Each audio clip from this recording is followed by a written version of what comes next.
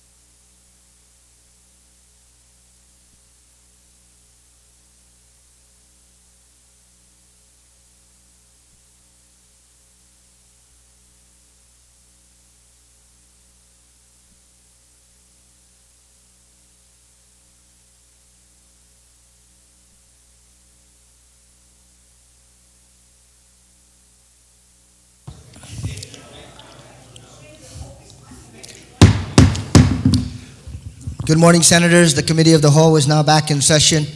I would like to recognize the arrival of Senator Calvo as well as Senator Tenorio. Thank you, Senators, for joining us this morning. Just a couple of items to recognize. We are discussing an amendment that was proffered by Senator Rector that deals directly with fees assessed for containerized or items or containers coming in through the Port Authority of Guam. With the appropriate oversight with Senator Tom Atta, I have yielded to the request and the suggestion that, in fact, representatives from the Port Authority, inclusive of the general community, be given the opportunity to be able to discuss exactly what the financial impacts and implications would be on the amendment. So with that in mind, I will recognize Senator Atta in terms of his motion of who he would like to invite to the panel to discuss this particular amendment. Also, in conjunction with that, Senators, my dear colleagues, I'd like to request that we stay focused on the amendment. This is not an oversight hearing on the Port Authority of Guam or the activities taking place thereof. It is to be focused on the amendment that we have before us. With that in mind, Senator Tom Atta, you are recognized. Thank you, Mr. Chairman. And thank you for allowing us to recess and to be able to contact members of the community who would certainly be very much impacted by the amendment that's being proposed by Senator Rector. I would like to move that we recognize Mr. Simon Sanchez from the business community, Mr. George Lai and Mr. David John as representatives of the Guam Chamber of Commerce, Mr. Peter Scrow with the International Group. These are all people from the private sector. And finally, the General Manager of the Port Authority, Mr. Glenn Leon Guerrero, to wrap up that particular group. So at this time, Mr. Chairman, I ask that these gentlemen be brought in. On that, I take it that's a motion, Senator Atta. On the motion to invite the following individuals, Mr. Simon Sanchez, Mr. George Lai, Mr. Peter Scrow, Mr. Glenn Leon Guerrero, who's the General Manager of the Port Authority of Guam, and there's one other individual, Senator Atta. George Lai, David John, and Mr. David John. Peter Scrow, and the Port General Manager. Thank you, Senator. On that motion, any objection? No objection? So ordered. Senator Atta, if you can please invite the individuals into the room.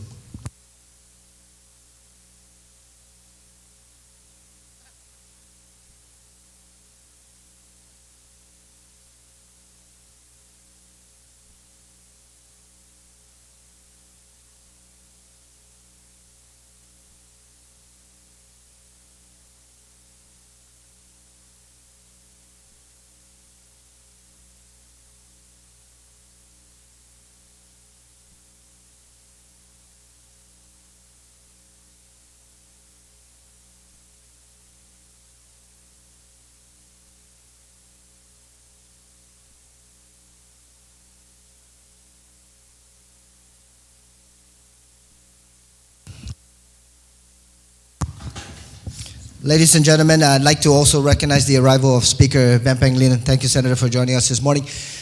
We do have, like was mentioned just a few minutes ago, to my immediate left is Mr. Glenn Leon Guerrero, who's the Executive Manager for the Port Authority of Guam. We also have to his left Mr. Simon Sanchez, former Senator of the Guam Legislature. And we have to my immediate right Mr. David John, and to his right George Lai. And Peter Scrow is joining us also at the table. Senator Tom Atta, you're recognized on the amendment.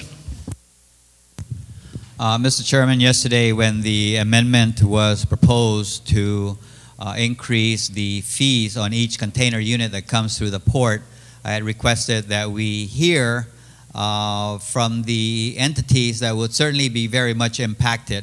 And given that, I have asked these particular... I'm sorry, Senator Atta, if I could just interject. There was a question that was posed to yourself, and it was a conversation between you and I whether these individuals would need to be sworn in because they're representing the private sector or the entities of the Port Authority, and they were not providing financial data on behalf of the government of Guam. And the general discussion, senators, was that it was not necessary to swear them in. I bring this up only because the Sergeant at Arms representative did bring that to our attention. So if there's no objection on that matter, Senator Atta, please. I object. I move that they should all be sworn in. Well, I have Senators? I have no problem with that. Okay, there's been a suggestion by two senators and also supported by a couple of others in the room that these individuals before us be sworn in terms of the testimony that they will be providing. So Sergeant at Arms, if I can get your assistance, please. Senator Atta, there's a suggestion that another gentleman be added to the panel. Did you want to move for his inclusion? Most definitely. I would like to include the chairman of the board for the Port Authority. Okay, on that motion, no objection, so ordered. Mr. Monte Mesa. Gentlemen, if I can ask you all to please stand.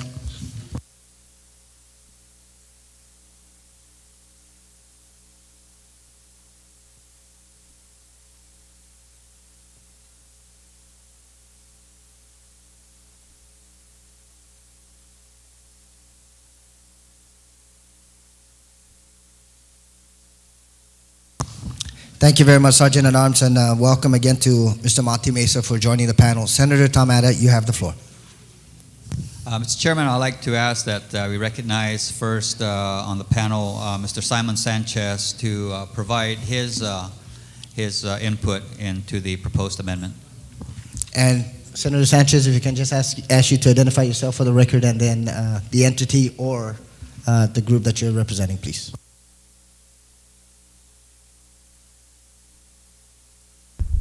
Thank you, Senators. Thank you for the opportunity to participate today.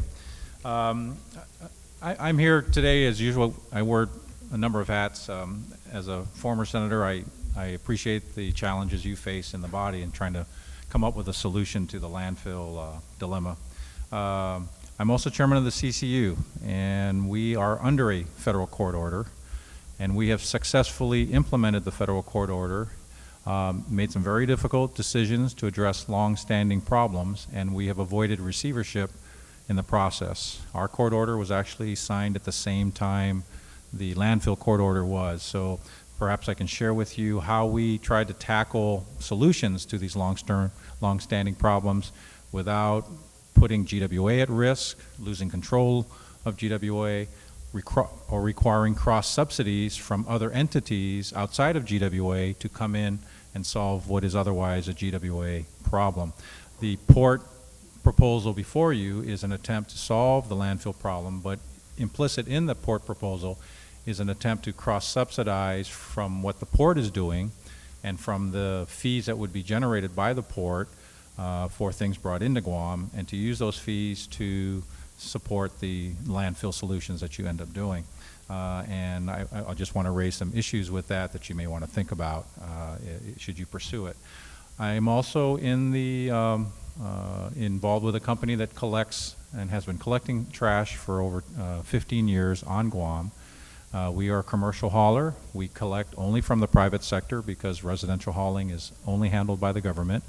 but we have successfully collected tipping fees from our consumers, paid those tipping fees to DPW, and our customers utilize us, and we do that at our expense, that we charge to our customers, but the government is not involved in the collection of the tipping fees. I would say at the surface, our immediate reaction as a business would be great. Glenn has to now worry about collecting the tipping fees and remitting it, and that frees up an administrative burden for us, a collection burden for us that currently is placed on the private sector.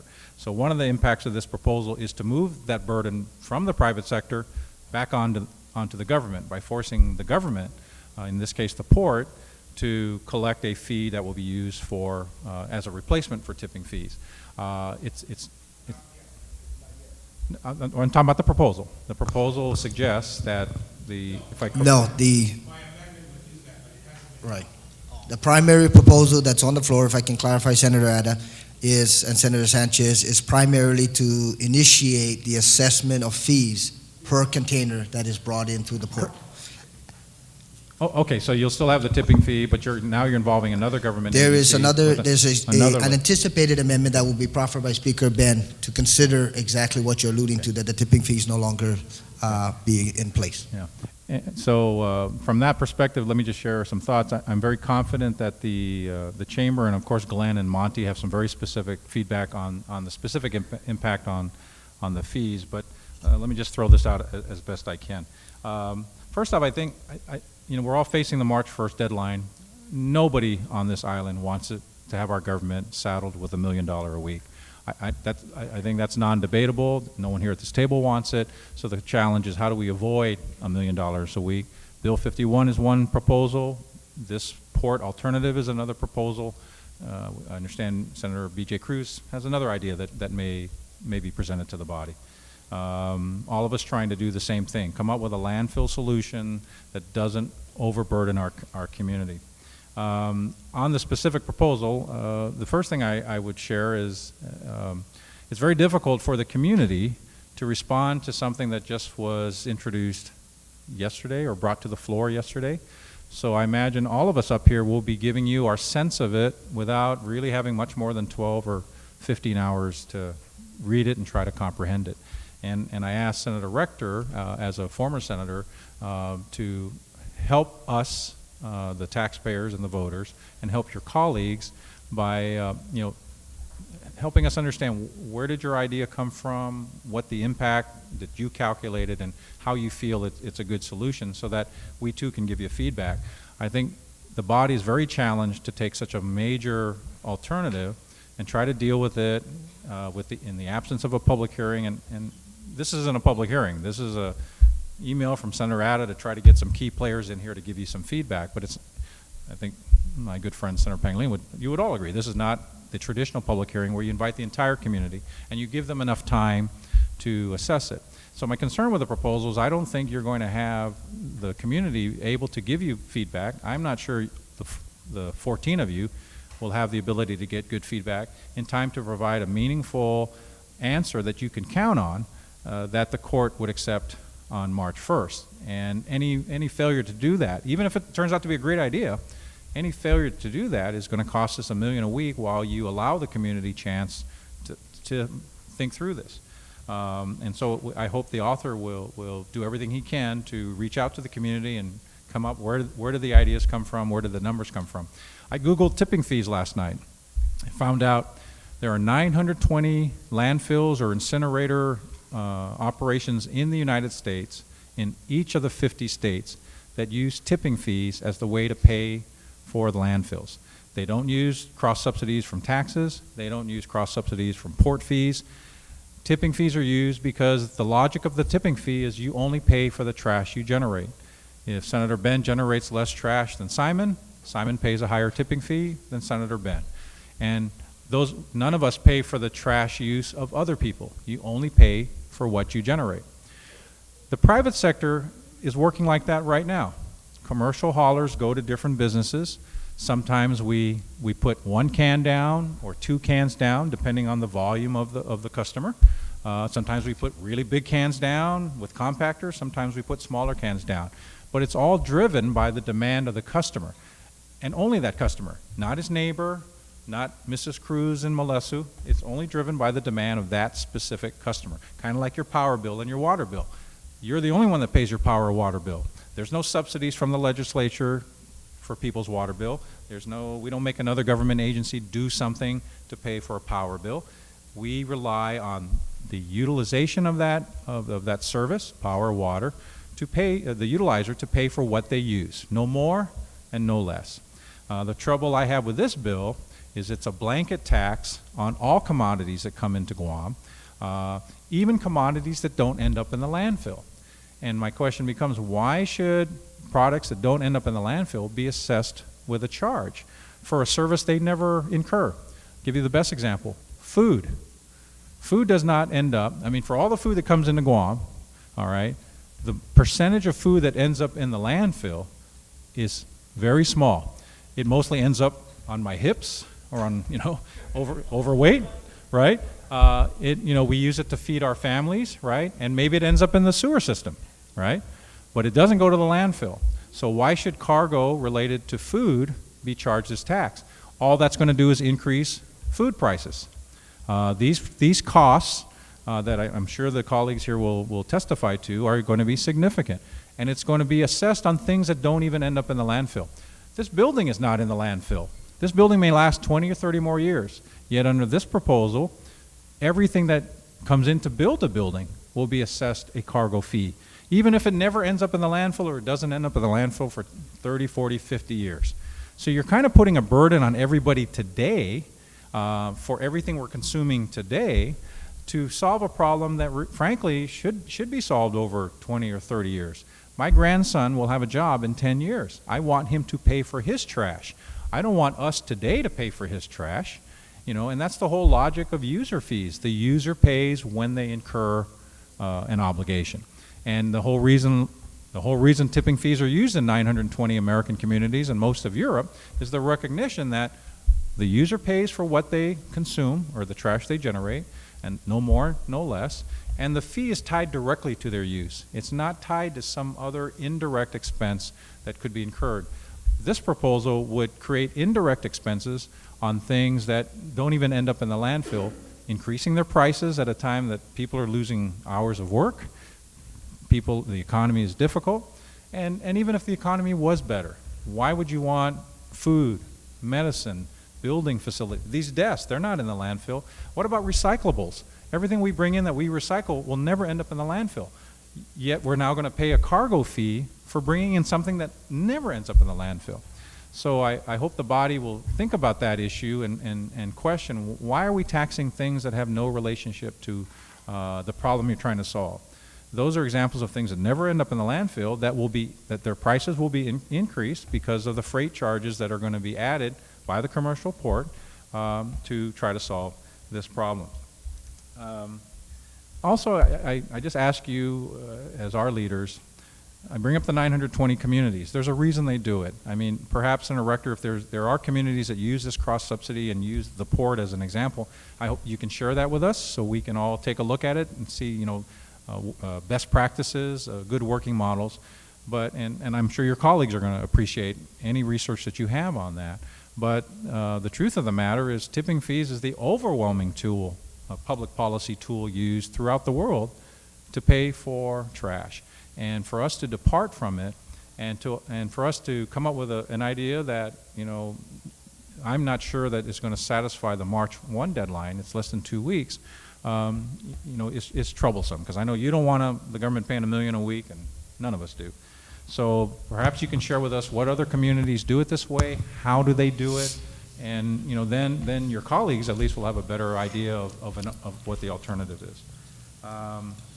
So that's some feedback on the specifics of the bill, and I'm sure you'll get more from there. And the only other things I wanted to add is recognize this: the commercial hauling community and the private sector is already implementing a tipping fee program. Now, we can argue that the rate has to go up, and that's reasonable, but the mechanism by which we're collecting trash, paying for trash, paying tipping fees, it's not really broken. I'm not sure why we're trying to fix it. Again, we would love it at Guam Waste Control. We have an administrative burden to track tipping fees for the 3 cans Monty wants picked up a week, the commercial port cans we pick up there. We have to figure all that out and make sure we pay the government its tipping fees. You're relieving us of a huge administrative burden. So, frankly, from that point of view, we love the bill, right? But we are concerned of its impact on our customers, on our employees, and ourselves. And we're not convinced that. Let me show this. Let me just share this perspective with you, and then I'll pass it on.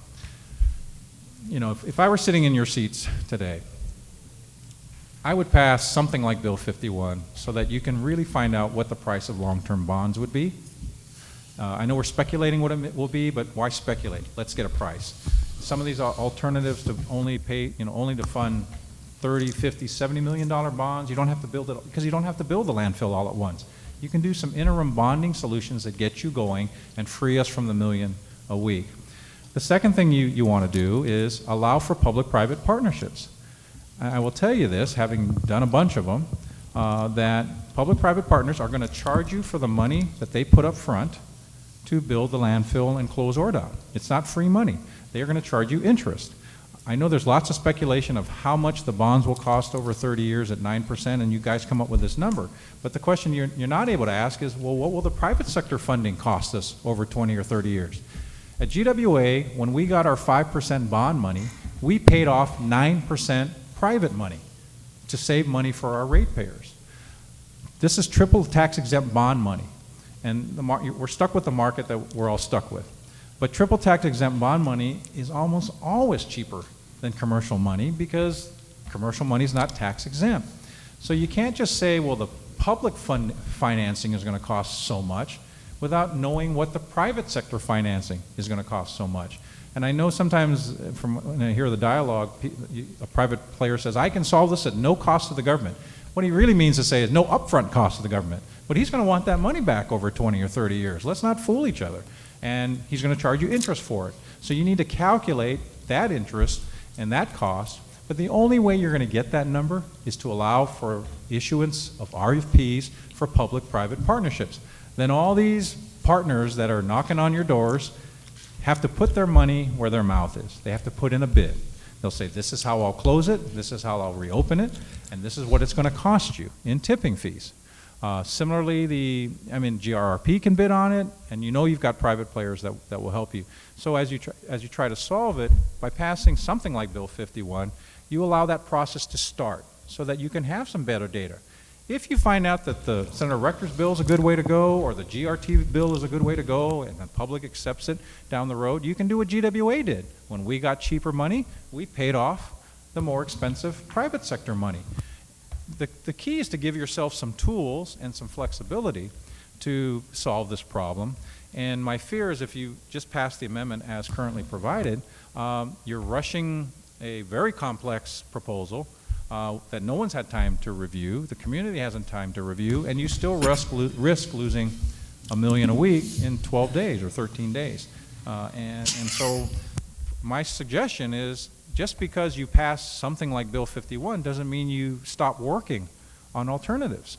And this may turn out to be an alternative. But that I share that with you to at least protect the $1 million a week by passing an interim proposal, and hopefully the court will accept it, and then keep working on these types of proposals to see whether a better solution emerges. But don't rush into it, because as you'll hear from these colleagues, these are some big numbers you're talking about and some big impacts on our citizenry. And I know you're all concerned about that. Thank you very much, Senator Sanchez. If you notice, I gave you a little bit of flexibility to provide your comments as a former member of this body, but we're going to stay focused on the proposed amendment that is on the floor. And I appreciate the suggestions that you provided, Senator Sanchez, from your insight with involvement with CCU. Senator Atta, you still have the floor. Mr. Chairman, I would move that we recognize a representative from the Chamber of Commerce who of course are the ones that are bringing in these containers through the port. So if we could yield to either Mr. Lai or Mr. David John. On that suggestion? Mr. Chair, point of interest on this, like Mr. Sanchez brought up all kinds of interesting points, and I would like to deal with those at the time. I will give you that before we get opportunity, Senator distracted Rector, with other when testimony. you're recognized on the amendment. Right now, thank at this you. point in time, Senator Ada, as the chair of the Port Authority, has the floor. Thank you. You may proceed. Good morning, everybody. Thank you for giving us a couple minutes to testify on our thoughts on this amendment. I represent the Chamber of Commerce as the vice chairman of the chamber. We're not prepared to, with the short period of time, we're not prepared to give full data on how this amendment would affect the community. We'll submit written testimony within the day that will be brought together from our wholesale committee and from our shippers and everybody that's involved. So by the end of the day, we will have hard data as to how we think this would affect the community. While we're glad that we're thinking outside the box, this is a very complicated solution, and we're not trying to be, Dr. No. We do have some concerns with the amendment as it stands. We have concerns regarding the structure, and that we'd be taxing or putting a fee on goods as they come in, which, as past Senator Sanchez has pointed out, isn't necessarily the same that's going to go into the dump. We have concerns that it's going to create inflation on goods, and it's not going to be across the board.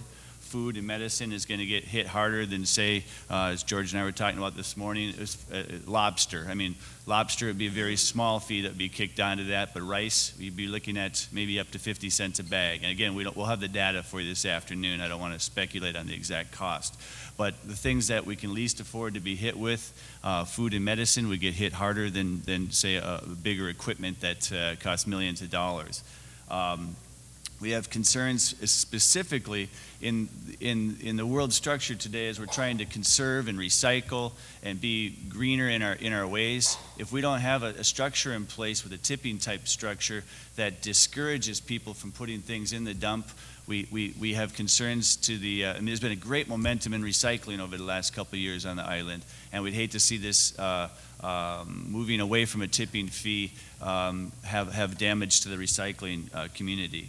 And as past Senator Sanchez pointed out, communities across the country use tipping fees. It's the Chamber's belief, and we want to go on record that we believe that tipping fees are the solution for this, not charging containers as they come in. Thank you. Thank you very much, Mr. David John. George. Thank you, Mr. Chairman. Morning, Senators. Thank you for your time. I'm here representing the Guam Chamber of Commerce as one of the board of directors. Also, I'm on the wholesale committees, and I'm the president for the Chinese Chamber of Commerce. We're very concerned about the raise of the container fees, 20 foot to $200, and then 40 foot container for like $400. More importantly, I'm here represent as a food wholesaler, being one of the largest importer, wholesaler, distributors on Guam. Ultimately, that $400 going to be represent a lot of money, especially on the low cost of the products such as rice, flours, milk, vegetable, and so forth. And we as a wholesaler, although we might have to pay for the fees, but we're going to have to mark it up based on the cost. So ultimately, this fee is going to go into like the consumers, everyday folks, buying a sack of rice and, few liters of oil and things like that, I think the impact is all the way trickle down to the restaurants, to the consumer and things like that, And I hope you take time to look into this. Again, I just want to make it short and sweet. If we pay more on the container fees, we basically have to raise up our fees, our cost to all the food products, and I don't think that's what the center wants. To like have the consumer to pay more on everyday use, such as rice and flour and things like that. So that was it. Thank you very much, Mr. Lai. Senator Ada, any? As Mr. Chairman, I just move to recognize Mr. Peter Scrow. Mr. Scrow, you have the floor. Thank you, Mr. Chairman. Like the others, first of all, I want to say that I'm a private businessman. I have a few businesses. One of my businesses is a wholesale food company. I actually only had 3 hours to prepare for this, but I first wanted to start by saying I have, I think, been very diligent with many of you senators. I know Senator Ben, Senator Judy. We have had discussions on reports that I get as far as the economic impact that faces Guam and also the economy of the United States. And it's incredible to me that we are in a history of one of the worst recessions in the world, and we're trying to raise fees. Now, I heard the sponsor of this bill on the radio this morning calculating a can of Spam. And based on that, what was on K57 this morning, Mr. Chairman, I'm asking you, I'm actually, because of the adverse ramifications, I'm going to go through a detail of really what this business is about and the impact to a person, because what was represented on the radio this morning by the sponsor left out so many costs, and it was obvious he's not aware of the business. Now, let me give you an example. This, and again, I've only had 3 hours to prepare I'm sorry, for this. Mrs. Crow. Speaker Wampan, you're recognized. Thank you very much, Mr. Chair. He said he's going to go through some work that is done that's really detailed. You suppose we can get a copy so we can follow with him? Senator, I just hand wrote it because I was in such a hurry, but I'll be more than happy to send it all to you by email, or I can have it prepared and delivered to each of your offices. But it's very brief. I just used, for example, a bag of rice as an example. Okay. Okay, first I would just ask, Mr. Chairman, also one other thing, please. Please comment on the merits or demerits of the amendment, and please refrain from impugning on whether the sponsor's knowledge of the business world or whatever. Okay. Thank you, Senator Adam. Mrs. Crow. Okay, let's talk about a 40-foot container of bags of rice. A 40-foot container will hold 800 bags of rice. Now, we pay $603 per container for just a port wharfage charge. Now, what we need to remember is that another $125 is going to be added by the Matson and Horizon crane surcharge that hasn't yet taken place, and that needs to be factored in. Now, you take those two costs and you simply add it, that's $728 per 40-foot container. Now you add the proposed $400 surcharge to that.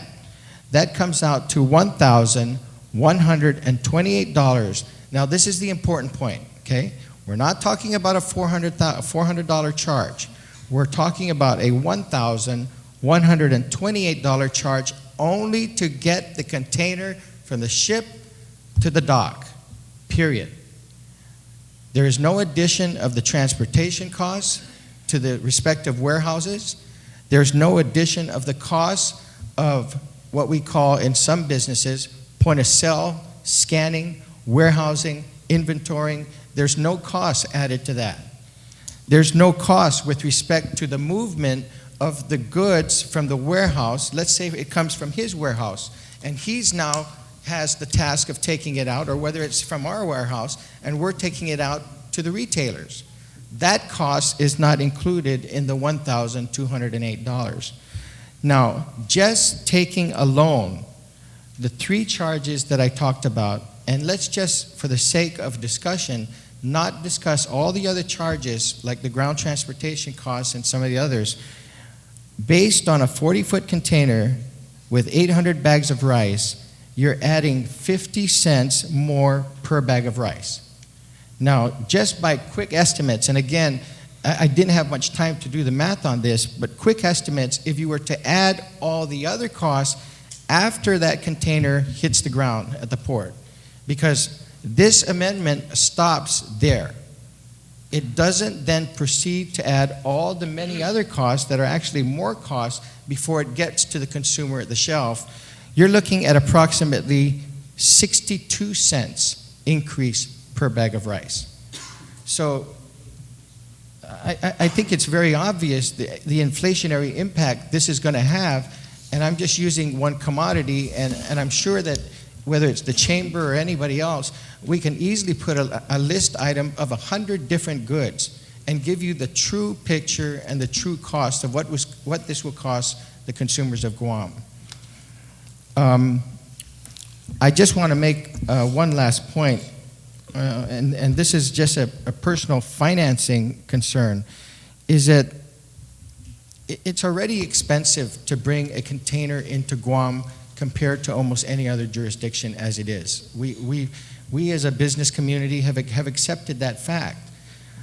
But because it's already at that point, and because many businesses are suffering, both retailers and wholesalers, whether it's food or any other commodity, my concern about raising this fee is the potential, even the potential, while the rest of the world is being cautious, the potential that the volume of containers will reduce by even 1% at the port concerns me when we're in the middle of trying to improve that port through various types of financing mechanisms.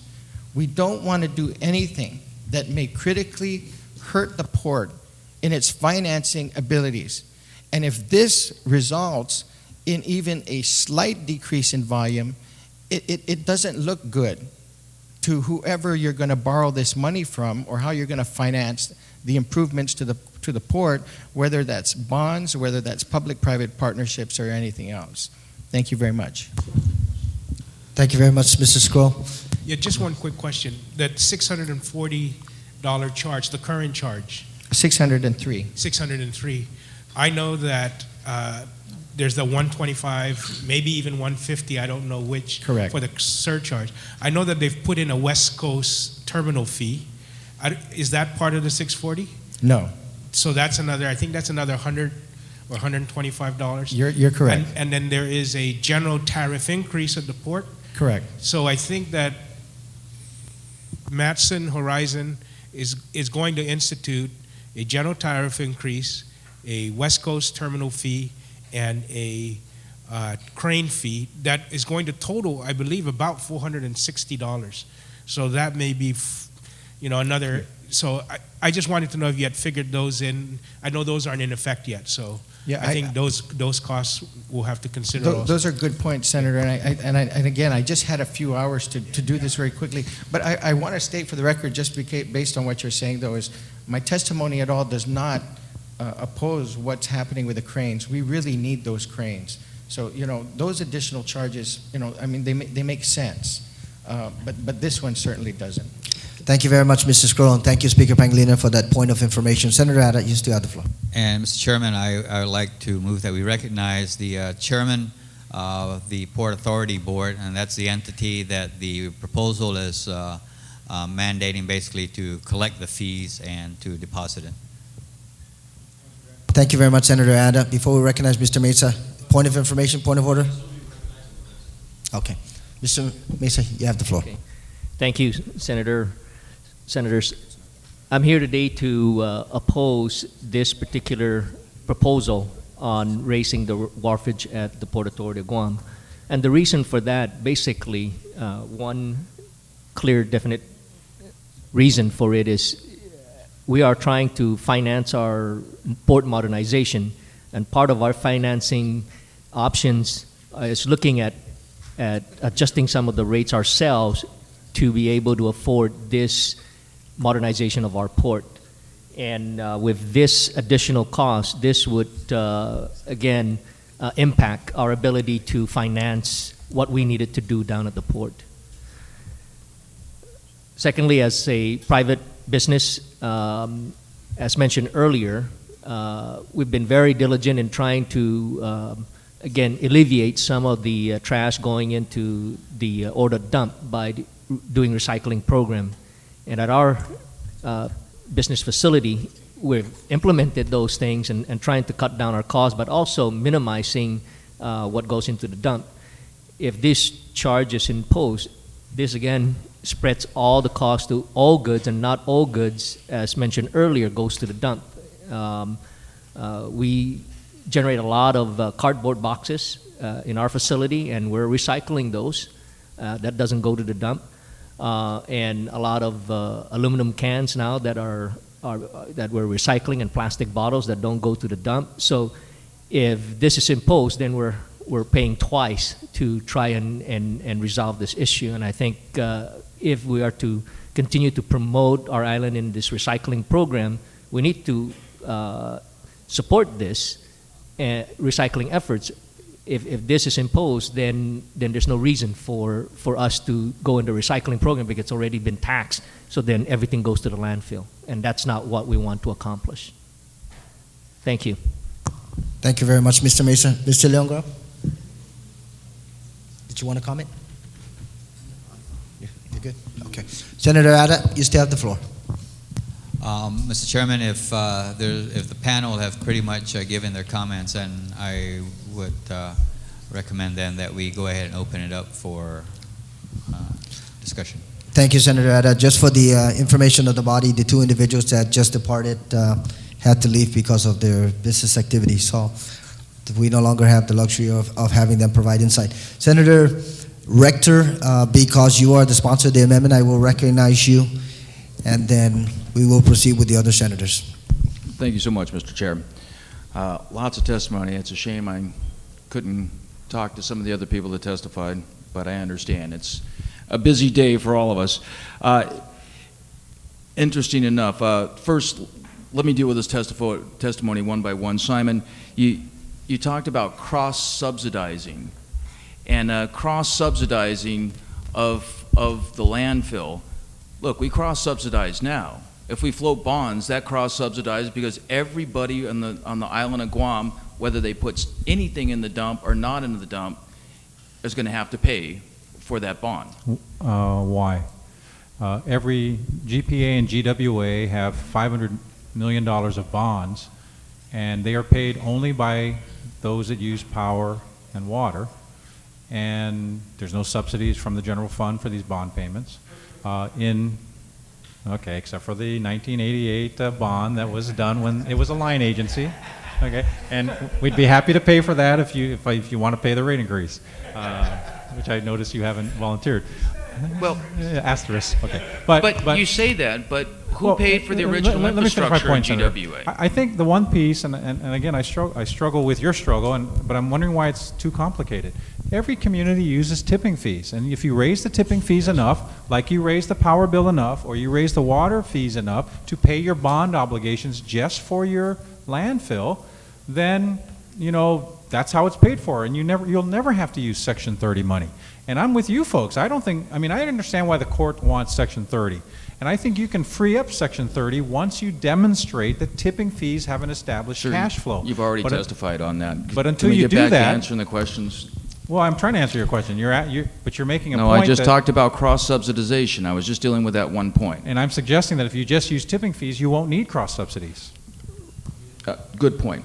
Unfortunately, we're paying off debt that is accumulated to the people of Guam at ORDOT dump that's gone on for 50 years, 40 some odd years, right?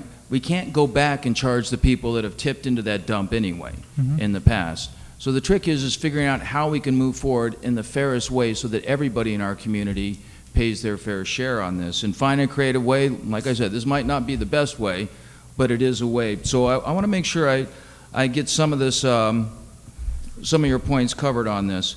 And when it comes down to it, now it's kind of interesting because you said that, for instance, this building might stand for 50 years before it goes in the dump, whereas if you pay for it now, as it comes in through the port, you're putting a burden on the future by basically prepaying the waste free. No, you're putting a burden on the present community. Present for the future. Yeah. Every new building we're going to build under your proposal, everything we build in the next umpteen, years, however long this bill would last, right, is going to be assessed this cargo fee. Right. Even if that building lasts for 50 years, or if it never ends up in the landfill.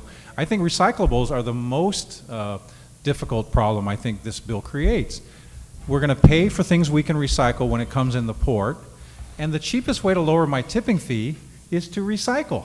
So you're taking away, so in fact, you're increasing tipping fee costs to businesses who have to pass those costs on to customers by this bill.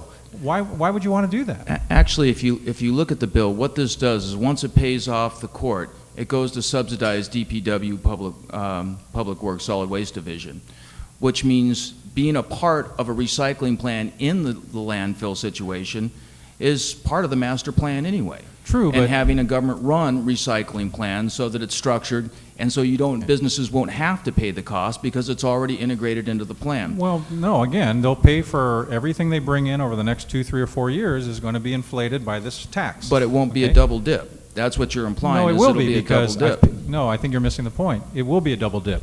Monty says he pays for it when it comes in. Now he's done with the box. All right, he wants to recycle it, right? And that would avoid filling up the landfill, and that would stretch out the life of the landfill, which allows us to stretch out the cost of the landfill. But what I'm saying, part of any solid waste plan, and the one they're developing, has a recycling component built in, which this would go to subsidize. Right, but you're penalizing us for bringing in recyclable goods by charging us up front, whereas we could avoid that cost completely if you leave it under the current tipping fee process. There's recycling going on throughout the world. They use tipping fees, and they don't discourage recycling. This charges us whether we recycle it or not.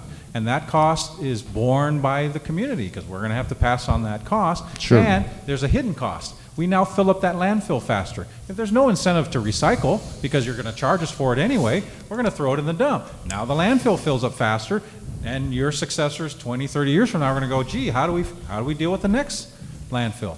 That's why most communities use the tipping fee approach, because it just says what you generate is what you pay for. If Monty recycles more than me, he'll pay less than me. And that's a good thing, right? And that's the cross subsidies I'm talking about. And Monty's alluding to the same thing.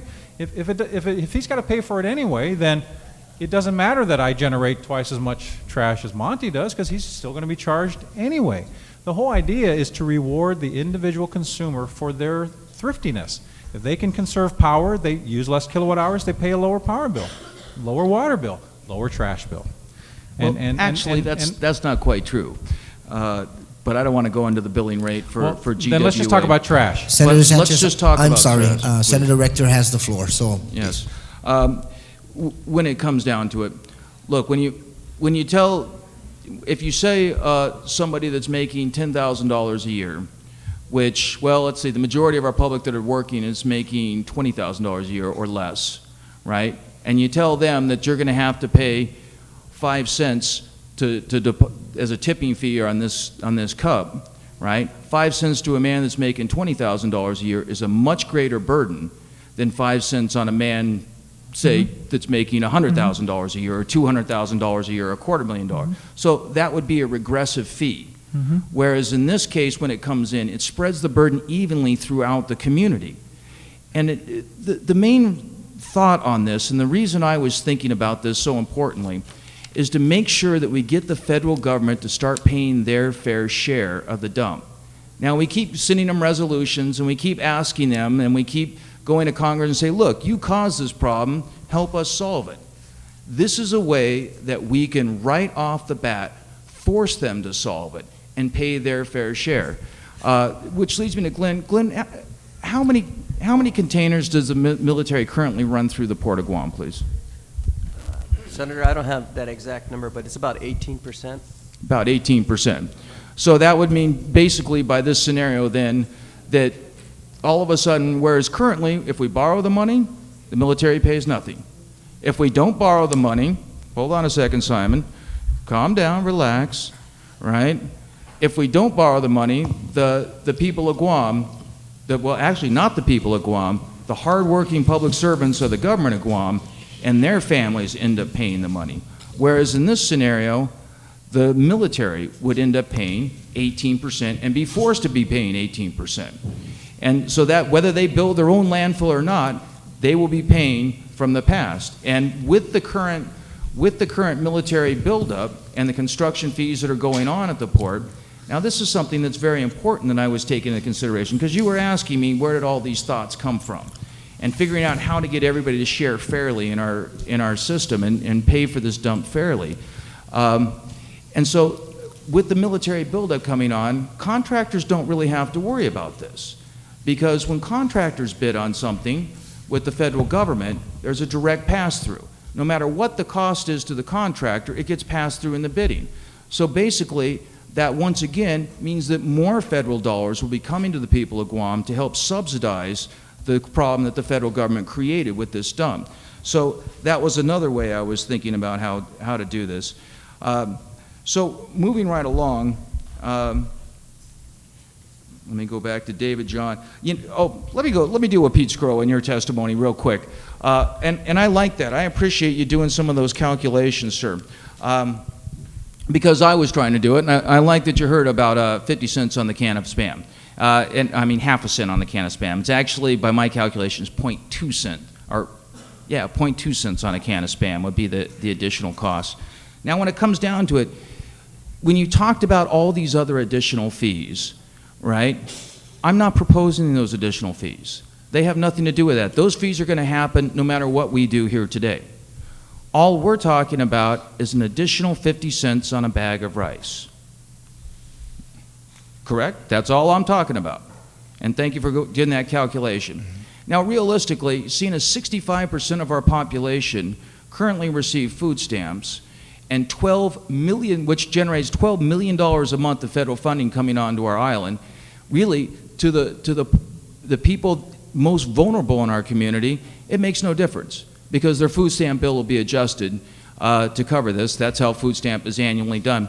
Now, but my big question, if you're so concerned about the consumers, and I appreciate that because I'm concerned about people getting by and taking care of their family, how much profit do you make on a bag of rice? You know, Senator, I got to tell you, in just... Sorry, I just asked the question. No, but I feel that as a taxpayer, I have a right to reply to your question. You, as a taxpayer, you do, but right now you're sitting as a panel. I'm confused a little by your question, because with the questions that you asked former Senator Sanchez, you have literally jumped to at least 4 different... Point of order, Mr. Chair. I directly asked the panelists a question. You're sworn under oath. I only asked you one question. I'll tell you this. You can testify in a public hearing differently. My answer to your question is, currently in the entire market of Guam, forget about just my company, you can bring in and swear in every wholesaler on this island.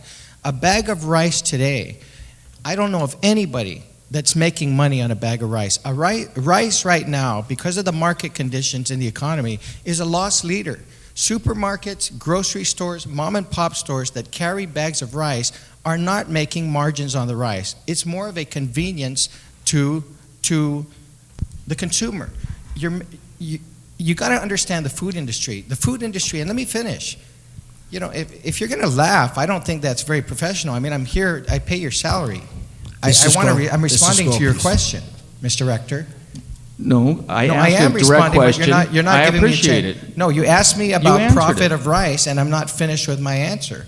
My answer to you, sir, is if you gave time other than just a few hours on something that has significant ramification to this community, I think the community deserves that time. But in answering your question, I'm telling you that the margins on rice are virtually nil. It has been that way for 3 years. The rice market, if you go to Thailand or Bangkok right now, there is no way that you can take a bag of rice at its true cost today and forget about all these other charges and sell it, because it'll be double what retailers are paying for it now. And I'm under oath, and I accept that. And if you want to go and research it yourself, sir, ask any retailer right now, what do you make on a bag of rice? This is the type of discussion that should happen before we even get to this amendment.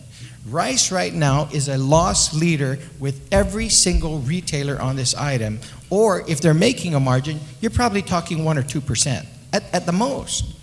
Rice is one commodity that is a misconception in this community. It is well used in this community, but the margins just not are there because there's such a demand globally for rice that the cost of rice has gone up. And that's why I use the example in my calculation of rice.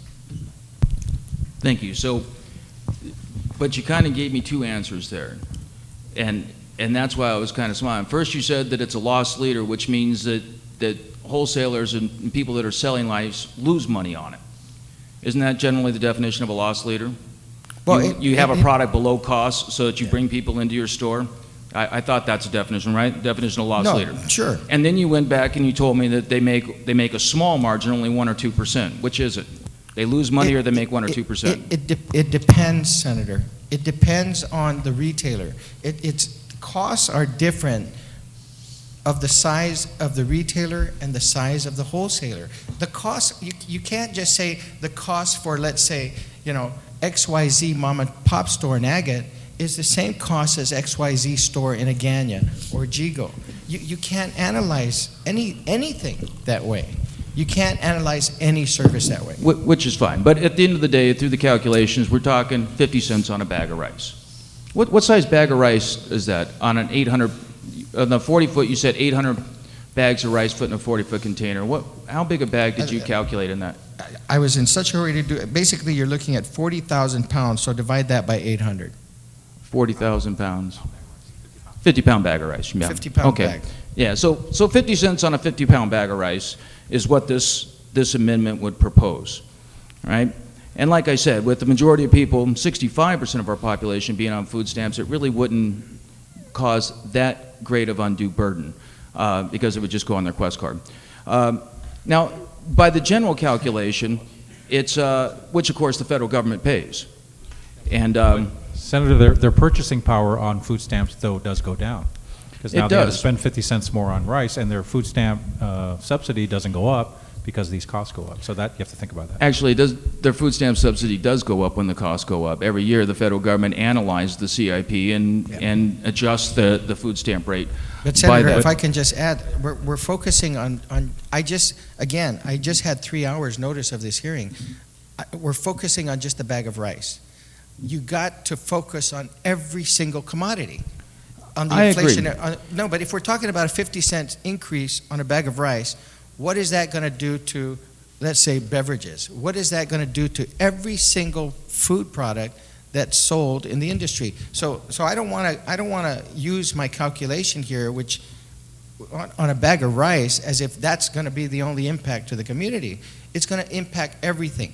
Every single thing that we use that is imported, construction materials, on and on and on, it's going to impact it. So we can discuss bags of rice. And I think that's an important point to bring up. And that's the key to it, is what is it actually going to impact? Now the trick is you do the calculation by the interior volume of a container, and what it actually costs is 17 cents per cubic foot. 17 cents per cubic foot. And for the people at home, a cubic foot is a box that's a little bit bigger than this length on all sides, right? A cubic foot. So think about everything you can stick inside a cubic foot, and it will cost you an additional 17 cents. Now look, that might, we can put on scare tactics and we can talk about how much more it's going to cost, and yes, it's going to add a little bit to the price. Basically an insignificant amount to the price to the average consumer of anything. You can build an entire house for a 40-foot container. Senator, if I may, how do you know that? Mr. Chairman, I still have the floor, please. may I please ask? I mean, Are you raising, Senator in Adams? deference to the sponsor, but I think maybe some of the other members may also want Mr. Chairman, just to one engage, quick comment. and I would ask that then we at least go one time around, and if the sponsor of the bill I was going to wants request the continue. Senator Rector start closing his question, line of Yes. question. So, thank you, Senator Adams. Good, and I will do. Very quickly. So 17 cents on a cubic foot, That's right? not right. Not that great a No, cost. that's not right. Now, you guys can deal with that later. Now, my big question is once again to Glenn. You already collect fees coming through the port, right? When I looked at it, the current fee for a container for less than 25 is $32.60, and for over 25 is $55.50, something like that. I got that from your website, so I assume that that's true. Now, would collecting these additional fees, right? Because they're based on a current fee structure that you currently have. Would collecting these additional fees cause any undue burden or add any significant expense whatsoever to the port? You're asking.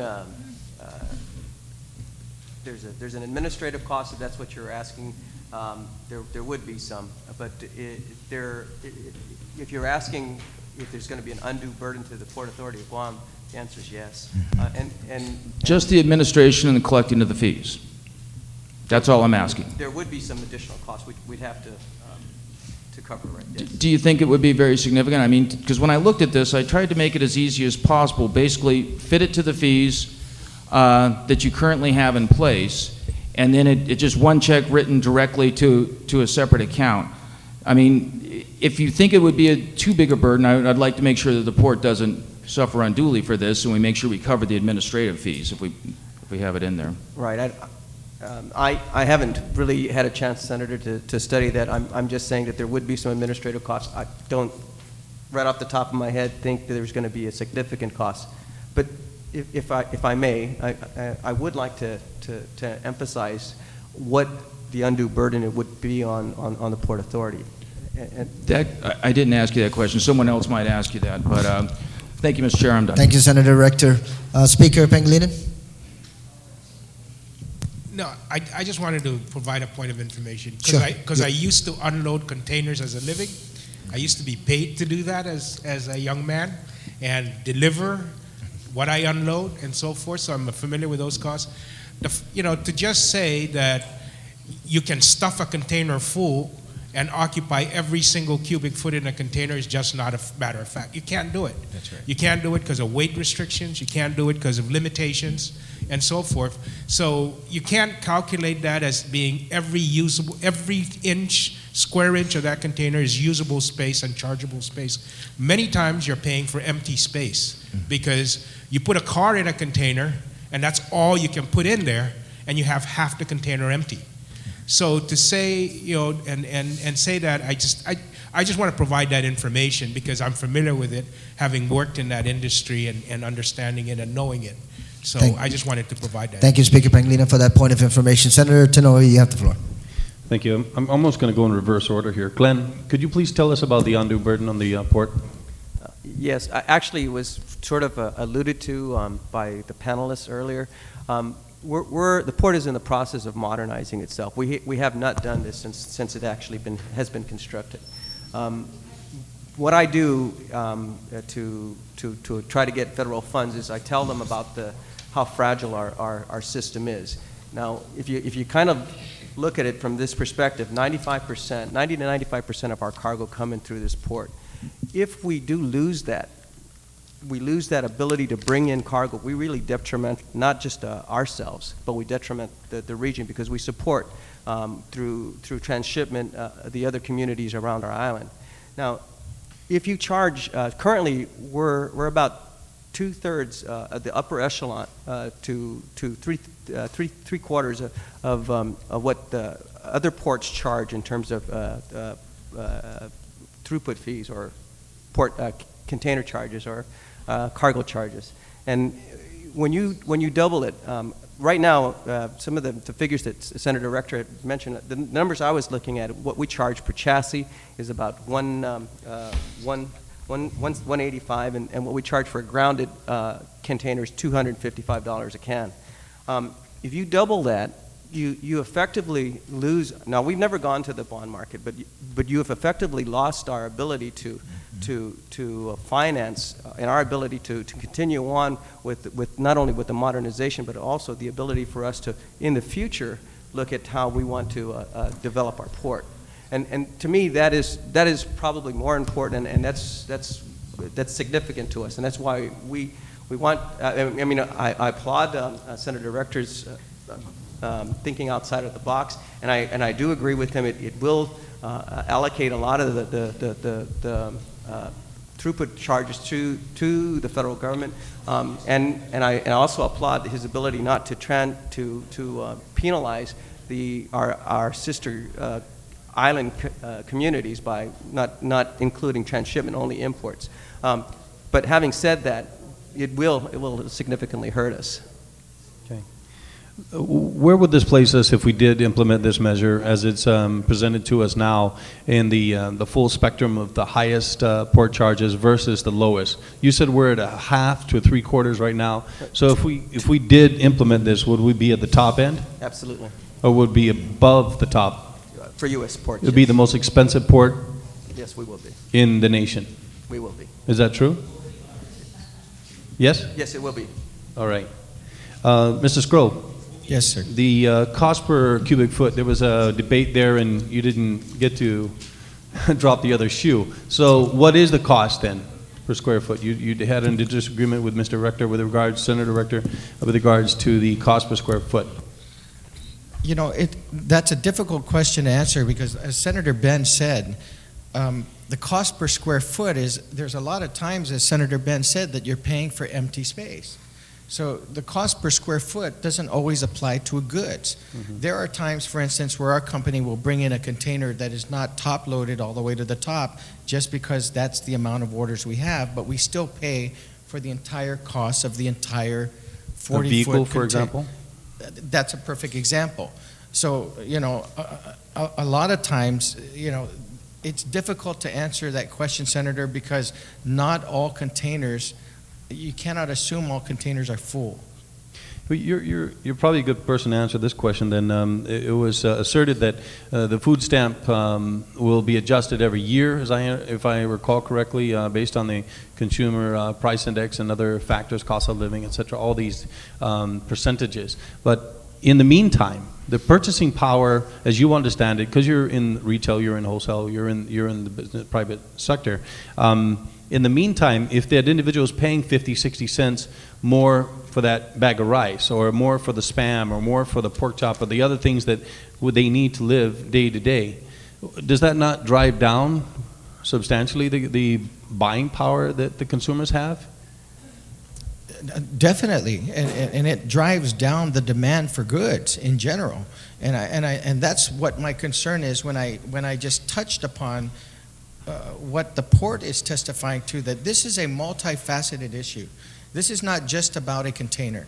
This is about also the ability of our port at the most critical time to improve itself financially. And my fear as a businessman that wants that port and needs that port to be improved is that if we start to see, I think that the general manager of the port just testified that if this passes, our port fees and charges will be one of the top 10 in the nation. I think he just said it exceeded every other place in the nation. You know, if you look at that, I think, you know, yes, look at the issue of food, but this is not as simple as just a can of Spam. This is very complex with respect to an inflationary effect, the potential decrease in the volume of goods that come into the port, the inability of the port to be able to finance the way it has already spent millions of dollars in a study that's ready to go on how to modernize our port. We got cranes ready to go that the business community has been waiting years for. And the port has done a good job in moving this forward.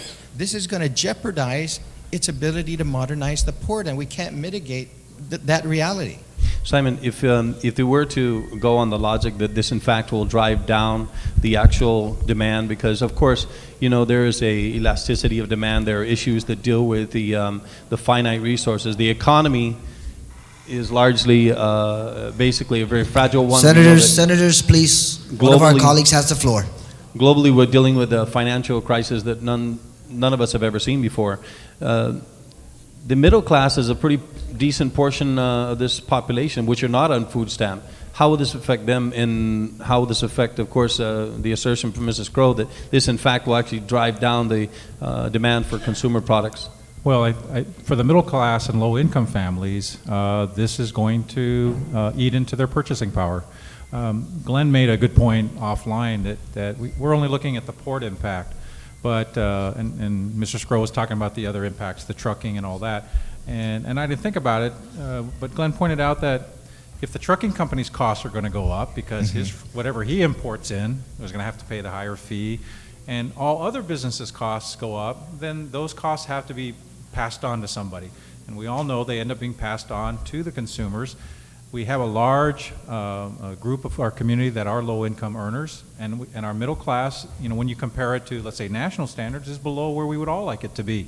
But that's the reality we face. I'm not sure raising the costs is always the solution. We've got to find ways maybe to raise income. But the multiplier effect of this proposal is going to increase costs all along the way. Those costs will be passed back on to consumers, and when you have consumers that are of low income or middle income, of which we are dominated by here in this community, they will feel it the worst. Senator Rector's right. There are regressive taxes. The GRT is regressive. All taxes are regressive on low-income families. So we have to be careful about that. This fee would be regressive on low-income families because their cost to buy rice or the things they need, are going to go up. And now we've taken away money that is already hard to earn and given it to a landfill solution when there may be other solutions that might work better that don't burden the entire community unfairly. They only burden those that generate waste. Let me ask you this question, because you're all tied with the port very, very closely, and I have two final questions, Mr. Chairman. I'll relinquish the microphone.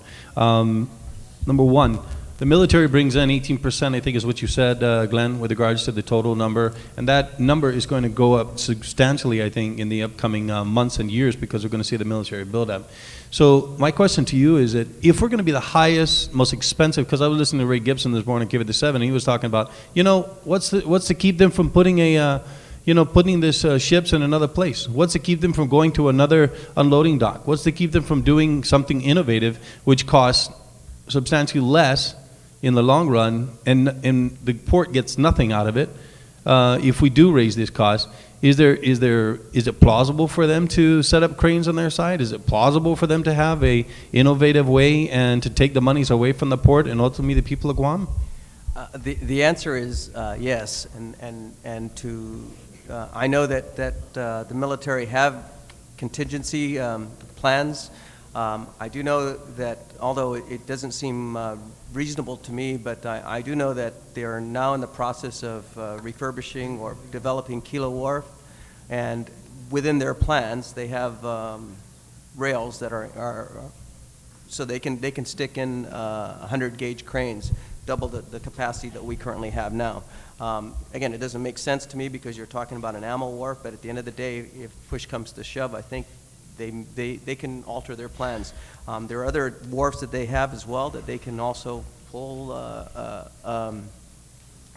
cargo off. They do that anyways with sensitive equipment, munitions, etc. I think that what we don't want to do is, they've always claimed that they want to be a part of the community. They are not building another port. I'm satisfied that they're not doing that, and would like to continue to generate revenues from them. Yes. Yeah. Well, I don't want to presume anything, but I just believe, I suppose, that if the cost becomes so onerous, and we're going to be the most expensive port in the nation, if that is in fact true, based on the increase that we're proposed here, that somebody would very much like to take advantage of the opportunities that are available to them elsewhere, and to be able to pay within their own facilities and not have to worry about going around. They can go direct, or they can go straight up to the north. And finally, my last question, Mr. Chairman, and I appreciate the latitude you've given me, is to Mr. Sanchez. You talked about not throwing everything away, not recycling what you can. Some things don't get to the landfill. It seems to me, maybe it's just me, but we're going to be paying twice for the same thing, if you ask me. Because if you're paying for it when it comes into the port, because we want to take care of the landfill and the cost associated with that, and then you're going to be paying in the form of tipping fees down the road as well, are you not going to be paying for it twice? I think it can be looked at that way, and the second time you pay for it can be looked at a couple of ways. One is, if you discourage recycling, then we're just going to fill up the next landfill faster than we normally would, and then our community is going to have to come up with a cost to solve that. The one thing I want to add, in line of what you were talking about with Glenn, the military, if the tipping fee includes the landfill and the closure of ORDOT, the military has made it pretty clear they don't want to run a landfill. They'll go to our landfill. They'll pay the tipping fee. So I think this would support Senator Rector's approach. How do you make the military pay their fair share? Well, they can pay it through the tipping fee, and they can pay for the closure of ORDOT through the tipping fee as well. I don't think that you lose the opportunity to tax the military. They pay the power bill. They pay for the water and wastewater services we sell to them. They will pay, but you have to have a solution they can count on. And I think there's other ways to ensure the military pays its fair share, if you want to use that. And the tipping fee doesn't preclude it. And I think this proposal just brings up a whole bunch of other uncertainties at a time where we need more certainty. And again, I would suggest then that you just take more time on this idea and flesh it out, get all the feedbacks. Don't just listen to 5 people 12 hours later, and give yourselves the time to think about it.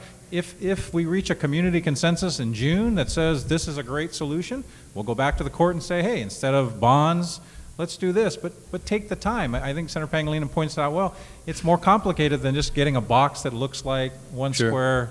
1 cubic foot. There's a lot more variables involved, Sure. and you don't want to oversimplify the solution and end up having it cost people inappropriately.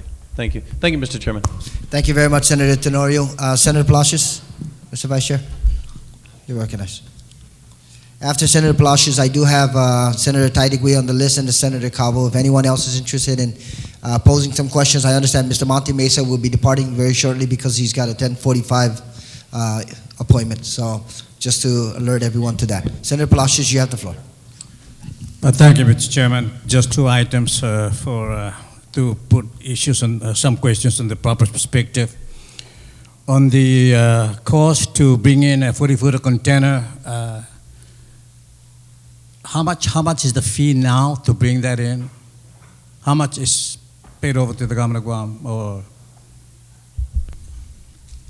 Senator, what we charge to ground a container, that's to take it off the ship and put it on and stack it, would be, we charge $255 a container. no? And then to take it off a container, off the ship and put it on a chassis so that it can go right out, which is pretty much a majority of the business that we currently That's conduct. $255 for a 40-footer container. We charge per container. We don't charge per size. It's just a container. Oh, per container. Okay, Right. so let's. And then there was an earlier breakdown that goes up to what, $1,128 if the $400 were to be factored in. Yeah, the figures that Senator Rector pointed out to were the wharfage rates, and what I'm talking to are the handling fees. Yeah, but those things, by the time the container leaves the port, how much really does it cost to do that? I'll have to do the math and get back to you, but it's around $600 a container. There was an earlier presentation of if the $400 per 40-footer container is built in, that it will go up to $1,128. So if I were to minus the 400, of course, that would bring me down back to 728. And at the cost of $255, which is paid over to the port. Now, that's just the handling fee, Senator. Again, if you're going to do the $1,000 math using Mr. Scro's numbers, if I remember him correctly, you take the $1,000, you take off the 400 for the 40-foot, you take off another 125, I think which was proposed by the carriers, and then you put and then you come down to around the $600 number. Okay. Well, I just want to figure out and show that, for example, the $255, I think divided by 728 would probably give to the people of Guam about 35% of what is eventually the cost to do that, to bring a container and then haul it out. And there was one point in the testimony that it's very expensive to bring in a container and so forth. It's already expensive, and to add in $400,000 would just make it more expensive. And I just wonder who is making it expensive? Because what goes then to the people of Guam is only about at most 35% of the total cost. I think it seems to me that it's lower than that. But at any rate, for the use of the port, which is the property of the people of Guam, only about 35% goes to help the people of Guam maintain the port. And so it's not the people of Guam, in my opinion, that's making this operation expensive, if it is already expensive. Wouldn't it?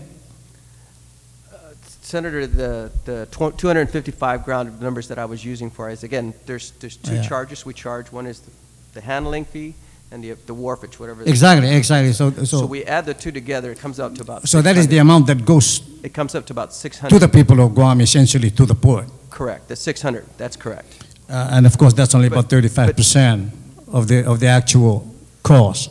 before the $400 built in. We're getting very complicated here, Senator. I know. I just want to figure out that. For the 1,000 that you're looking at, if we're paying currently $600 per container for a 40-foot container. If you add the $400 in, then it becomes 1,000, and then you add the 125. I just want a better perspective on this as to how much the people of Guam ended up getting. That it is less than 40%. I mean, probably that's a safe calculation at this point. It won't. I'm not sure where I understand the 40% comes from, Senator. It's paid over to the port. Paid over to the port right now per container is $255. No. I mean, huh? Yeah, I know, but paid to the port for the handling The port will and take, the wharfage. The port will take a total of today it takes a total of $600. We charge us $600. Okay. The wharfage is what we charge that comes to the Okay. port. The handling, the $255 is what we charge. That also comes to the port, Senator. Okay, on the one item, and probably Simon can better respond to this. I agree that not everything goes to the landfill. I mean, that's it. But would it not probably one way to then address that potential disparity would be probably we'll go ahead with the Richter Amendment and then turn around and perhaps pass a separate legislation that would allow for a reduction in the GRT for medicine, if there's such a thing, or a reduction in GRT for foodstuff, so that way then, rather than now, of course, looking at that itself and not recognizing that, then of course there's a disparity, but then if we pass this across the board, applies to everything, to the rice, to recyclable goods, and then on a separate legislation, we give a greater incentive for recycled materials, maybe double or triple the percentage, then that will eventually balance out in the end. I think your challenge, I introduced the bill in the 25th to eliminate the GRT on food and medicine, and we were not successful. The administration at the time felt that the revenue loss would be too significant to the government of Guam, and I'm sure today, the revenues are a concern for the government of Guam. I mean, maybe the GRT reduction might offset it, but I think we're both sort of speculating at this point. I guess my whole point is other communities use a very precise solution to this problem. They just use tipping fees because it only affects those of you that use the landfill. And I think by trying to broaden it the way some are thinking, you unfortunately bring in other aspects that make it more complicated. And so you might be right, but can you afford to reduce the GRT these days on anything? Right? I mean, that's a very tough question for all of you. And if you're going to reduce the GRT to cover the tipping fee, the port fee to cover the tipping fee, now you're talking about integrating three situations: the landfill closure, GRT, and the port. And they all have impacts. Whereas if you just focus on what do communities use to solve landfill problems, they use bonds, public-private partnerships, and tipping fees. And I think if you keep your focus there, you'll find best practices that's what they do because it simplifies it for policymakers and for consumers. At least I don't like my power bill, but I know what I'm paying for. I may not like my water bill, but I know what I'm paying for. A tipping fee at $10 might go to $30. That's still cheaper than your cable bill, cheaper than what you spend to buy gas for your car each month. It's not what kills you. The power bill might kill you, but it's not your trash bill. So just be careful about overcomplicating a solution more than necessary. And I think you want to give the community and obviously the court some confidence on March 1st that whatever your solution is, it's implementable and it will produce the revenues you need to solve the landfill and ORDOT problem. And I think as you wrestle with these issues over the next few days or weeks, you're going to find that these are great ideas, but they need to be fleshed out. Your GRT reduction needs to be fleshed out. And be careful of just instant policy making without the luxury and the responsibility you have to go out to the community, hear what they think about it, and give them a chance to give you feedback before you decide. Unfortunately, the March 1 timeline limits that ability to some to. Well, I think the idea about the reduced GRT is just an idea in the event that, for example, the director, let's say that director amendment goes through and then to take care of that inequity with respect to some items may not end up in the landfill, then perhaps a separate legislation can follow to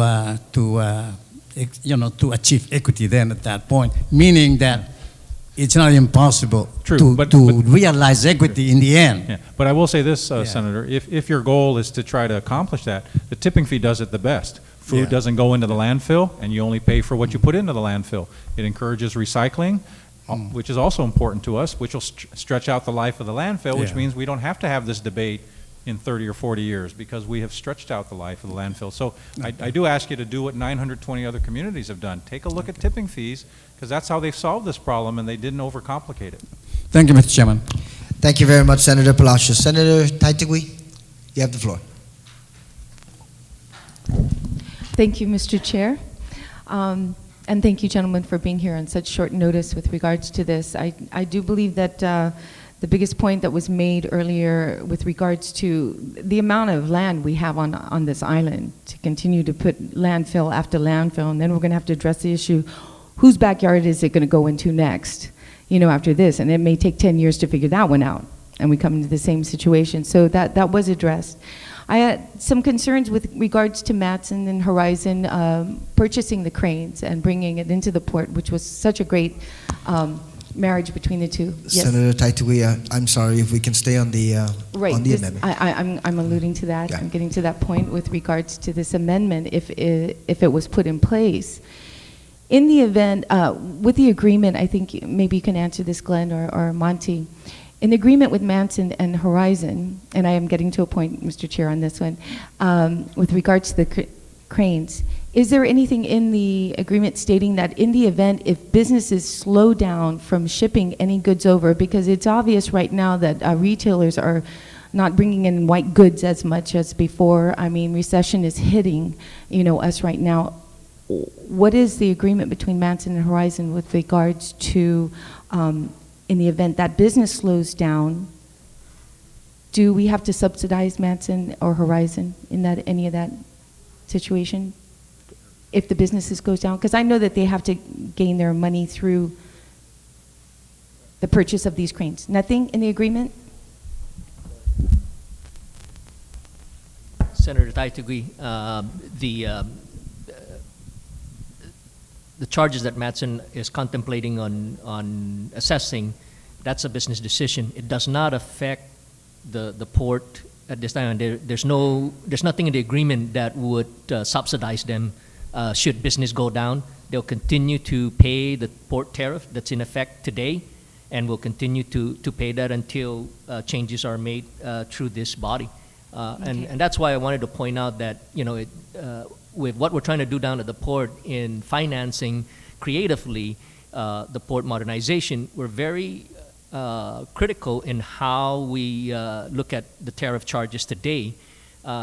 We were contemplating only a 2% increase to try to finance this port modernization plan that we have, and this additional cost that we're looking at is way above that.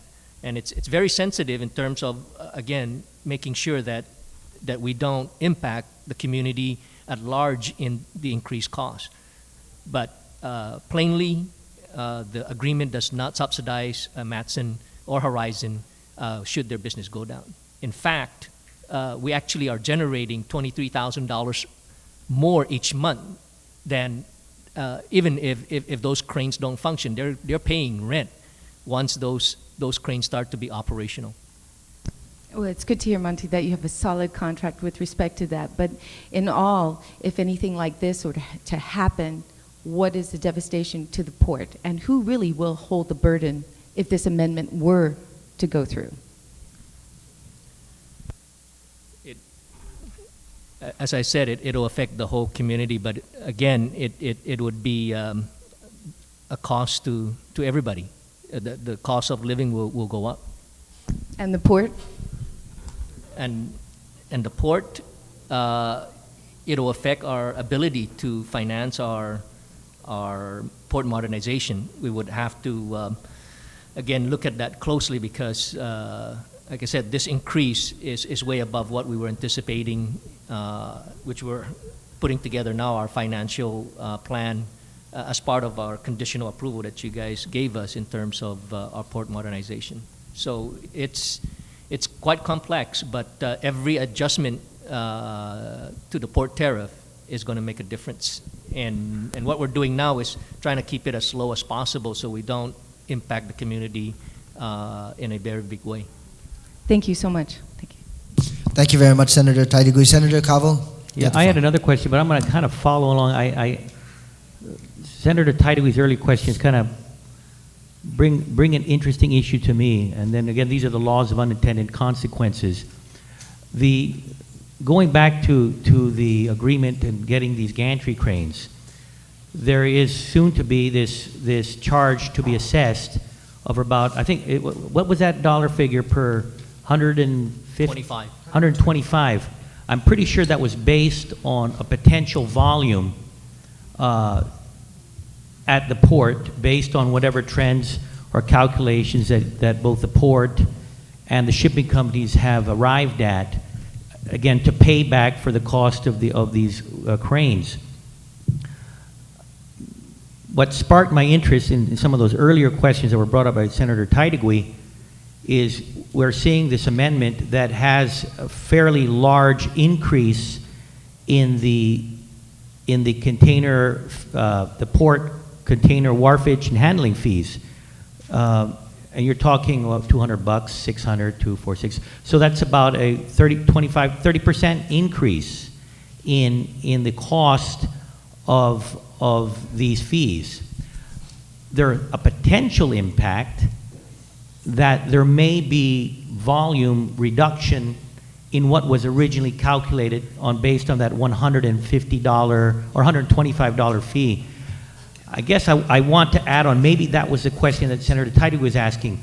If somehow an unintended consequence is that the volumes of containers are affected going into the port, through the port, in a negative sense as a result of this a fairly substantial increase for this disposal fee that is tied into the container fee, what would potentially occur? Would there then be another further adjustment, and rather than 125, would there be some sort of recourse necessary, such as increasing that 125 to another number? Is there that kind of flexibility available if there is a reduction in volumes of containers potentially? And I'm throwing out a general, this is something just to add on. I have some other questions, but I just wanted to follow on what Senator Taitigui was asking earlier. Senator, if I could just, I think that with respect to the port, I think it's no secret that nobody, first of all, I have attended, I think the port has done a terrific job in what they've done to get us to where we are today in modernizing this port. I think that really what's critical more so than to get to some of these smaller numbers is that they are at a point now where they're ready to go to financing. Mm-hmm. They're at a point where I have literally attended, I don't know how many public hearings they have had, where stakeholders of the port have been there for, I think it's lasted for over a year, Monty, if I'm not, you know, so for those of us that have been a part of this process of you know, being a part of this modernization, whether we were there as a member of the public, the port always welcomed the public. We were always there at these meetings, and it's just, when you hear, for instance, port representatives say that this bill is going to make us be one of the top 10 most expensive ports in the nation, you know, I think the discussion can end right there. Because my biggest concern, other than the cost of the inflationary effect, is that it's going to adversely impact the financing of the improvements of this port, which then further hurts the consumer, further hurts the business community as well. Maybe I better be very clear on the question. I understand. That's why I'm when you look at the 200 and 400 fee, and you understand that you folks have a flat fee, and let's say it's $600. At $200, you're looking at about a 30% increase in what the current fee structure is. At $400, you're looking at a 2/3 a fairly 2/3 increase in the fee structure. It's substantial. And I guess I'm talking about the potential unintended consequences, not only on the financing end of things, but then also on the calculations that have been come about from folks in establishing that $125. And I have that general statement. I just wanted to hear your comments. So, Mr. Scroll, I'm not against what you're saying. It just is in concert with some of my concerns that when you have a substantial increase, and whether it's 1/3 or 2/3 of the current rate structure, there's a potential impact on the volume of containers. If there's a potential impact on the volume of containers, and I go back to the comments made by Senator Taitigui, if there was a fee structure that was tied into those gantry cranes at 125, based on a projected flow of containers, if there potentially is a reduction in container volume as a result or as an unintended consequence, what further impacts could occur? You just mentioned the financing, and of course, what my point was, again, there may also be an impact on that fee that they've calculated at $125. There may need to be an adjustment later on to deal with reduced volume going to the port. That was the point I was trying to make. And if there's a concurrence in your side, or you don't see it from that perspective, please advise me before I go into the next line of questions. Is there a potentiality before I go into my next round of questions? Senator, I can't speak on behalf of the carriers. I mean, they could do that. It's not, again, but it's not as simple as the carrier saying we would like to increase. They'd have to go to the Federal Maritime Commission. Okay. And that would, there is a process they would file. There's public comment, and then the Department of Transportation, Federal Maritime Commission. That answers my question, actually, then. So then at least there's that process. So the unintended consequence that I was concerned about, that may not be high. I should not have as much concerns because there's a process going in regards to any change or in the calculation of that $125 per container to pay for those containers that came in. I do have some questions. Now I'll go back to my original line of questions I was intending to ask. I'm going to find out how much money we intend to make on this thing if this amendment goes through. And by the way, I'm not in favor of this amendment. I just want to do some math here. For 20-foot containers coming in, how much do we get in a monthly, how much goes through on a monthly basis? Senator, the numbers I have are for FY 2008. For 20-foot, we had 8,882 units. Per? For 20-foot containers. No, per what period? Month? Quarter? Fiscal year 2008. So 8,000.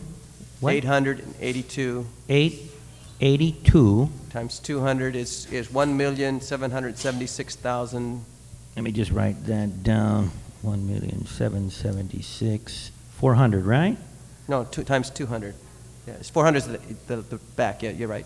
Oh, you said 20 footers. Yes. So you have 1,776,400. Okay. Now for 40 and 45 foot containers, since they're both over that 25 foot figure, how much accumulate? How much 40 and 45 do you have combined? I actually just have it split out, if you don't mind, sure, Senator. Go ahead. So 40-foot containers are 21,128. 21,000. 21,128. 128. Times 400 is 8,851,200. 8,851,200. 200. And 45-foot containers? 3,557 units. 3,000. I'm sorry. 3,000 what? 3,557. 557 times 400 is 1,422,800. 800. For a total of 12,050,400. 05. Okay. No. Okay, and I'm just doing this mathematical exercise for my understanding of what the cost is. I know we're looking at. Senator, there's another aspect to, Sure. to the bill. That was the revenue tons. Oh, and the revenue ton, yeah. Right. For the row units, we were talking 4,391, and we estimated that at $87,820. The regular break bulk would be 103,336 revenue tons times $20. It comes out to 2,006,720. I wrote it down, so it may be Good. a 6 or something. But anyways, for a total revenue ton of 2,094,540. That gives you gross anticipated revenues as a result of the passage of 14,144,940. 144. 940. Okay, hold on one second. Okay. Okay, that's just So for, just a point of information. So you're saying the total number of containers that come through the port is about, by those numbers you just gave me, is only about 34,000 containers per year? Right. Our numbers in our master plan, we show processing of roughly around 100,000, 96,000 to 100,000 Yeah. cans of exports, transshipment. So that's in the bill. It says all imported, incoming cargo. So Your website is inbound and correct. that's that 99,000. Correct. 99,008 figure. Senator Rector, did you get your point of information across? Yeah, Okay. thank you. Thank you. Senator Cobb, you still have the floor. okay, thank you. I just wanted that information, just again, for my understanding of what type of dollar volume. I do want to make a point, and I must stress on it. I did share a common profession with Senator Pangilinan. When I first came back from school, I was working under Matt Lonak at PCC as a warehouseman. And I remember offloading, and going back into offloading containers. You have a 20-foot container of chicken and steer manure, and those are 50-pound bags of steer manure and chicken manure. They're light, but they reach to the top. You use a full cubic load of a 20-foot container. You would also have a 20-foot container, and by the way, the cost of those bags at the time, this was back in the early 80s, the FOB cost is about $2.50 a bag of steer or chicken manure. Now, you also have a container, a 40-footer of Stanley hardware and Skill tools, and power tools, skill saws, drills. You have, because of the weight factor, you have the container that is probably, in terms of the height of you have about 50% of the container is airspace, and the other 50% is the product. Now, if you were to take a look at an invoice from Ready Grow was the name of the company that we bought the steer manure and the chicken manure back at the time. The total FOB cost would have been about $4,500. $4,500 for, or something around that. It was $45 to $5,500 for a full 20-foot container of steer and chicken manure. That container that was only half full of Stanley tools,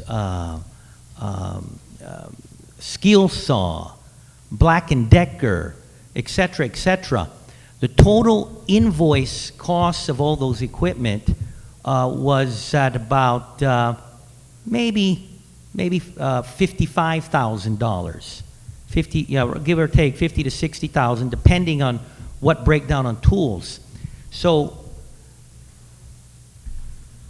you see where if you try to calculate per cubic foot, and I'm not talking about the water or the rice that was mentioned earlier, you're having a container, though it is at set finite space, it really depends on what's inside it and what is the value of what's inside it. And it could be a container of air, it could be a container of lead, or a container of diamonds. There is a value that can be assigned to that. The reason why I bring this very important point up, would you believe I tend to agree with the concept of the mover of this amendment? The concept of the movement of this that the mover of the amendment made was, how do we spread the pain and the burden of this cost of closing a dump that's been open for 65 years, and how do we pay for the new solid waste landfill to be built? And there is a feeling in this body by some folks, shared by some folks, and I'm pondering it too. Could it be spread out so the impact is much less than focused on just a tipping fee? That's a valid assumption. Of course, Senator Sanchez brought up an interesting point. If we are to do that and you expand on the spreading out of the pain, there is potentially unintended consequences. And you brought out the issue now of how the human being will react to it. Obviously, if you increase the cost of the tipping fee, those folks that are of more virtuous morality and ethics will try to do recycling and find ways to decrease the volume of dump waste that they produce. For those that are non-virtuous, they're going to find a time late at night, and they're going to get a pickup load of garbage, and they're going to dump it into the jungle, or they may burn it in their backyard. And that, of course, that is the issue here at hand. You know, there's potential consequences for any decision we make here today that we may have no idea, may have not had fathomed. So I tend to have a general agreement with the author of this amendment in that, gosh, is there a way to spread the pain to deal with this issue we got to deal with? But in doing so, we don't want to discourage people from conservation, from illegal. We want to discourage them from illegal dumping. We don't want them to do that. But also at the same time, man, you know, this is going to be one heck of a hit. The issue I have with this amendment is that it kind of, this is like, it's a simpler one, but it's more like a cookie cutter. It's just a stamp and says, okay, for this volume container, we're going to charge this much. But the potential unintended consequences, why I'm at this point not in favor of this amendment, it may have an impact on the cost of living for our folks here in Guam, where because there is this differing value to what's within a container, we may see an increased burden when it comes to the cost of rice or the cost of steer manure. But when it comes to luxury goods, and whether you consider a bandsaw or a high-definition television or a car, that impact will be less. And I'm not too sure whether this cookie-cutter approach would be more beneficial, and if it is more beneficial, to whom it would be more beneficial. So I have that closing comment, and that is why, again, I have some concerns, and at this point, I'm against this amendment. Thank you very much, Senator Cavo. Speaker Pangilinan, I don't have any other speakers on the proposed amendment. Shortly after that, we will conclude and release the two gentlemen and proceed with the amendment. Speaker Pangilinan, you have the floor. Thank you very much. You know, I certainly like this idea. I mean, in concept, it works. My concern is really why the port is so concerned about this, and I haven't heard a peep out of the port about all the other increases that have occurred that may affect the port plan. Like, I didn't hear you guys say anything about the $125 crane charge that's gonna add a cost to bringing the containers in, and what will it do to the traffic or anybody here? Why is it that when it's the private sector that raises it, we just kind of roll over and play dead? Why isn't the port concerned about the impact on the port of adding a fee to bring something through the port that affects your ability to go out to the bond financing? You think it has zero effect at all? Yet this fee would devastate your ability to provide your financing for your port improvement plan? There's no relationship at all? Senator, it won't affect our if you tack on $200 charge or a $400 charge, that goes to our bottom, it goes to our assets.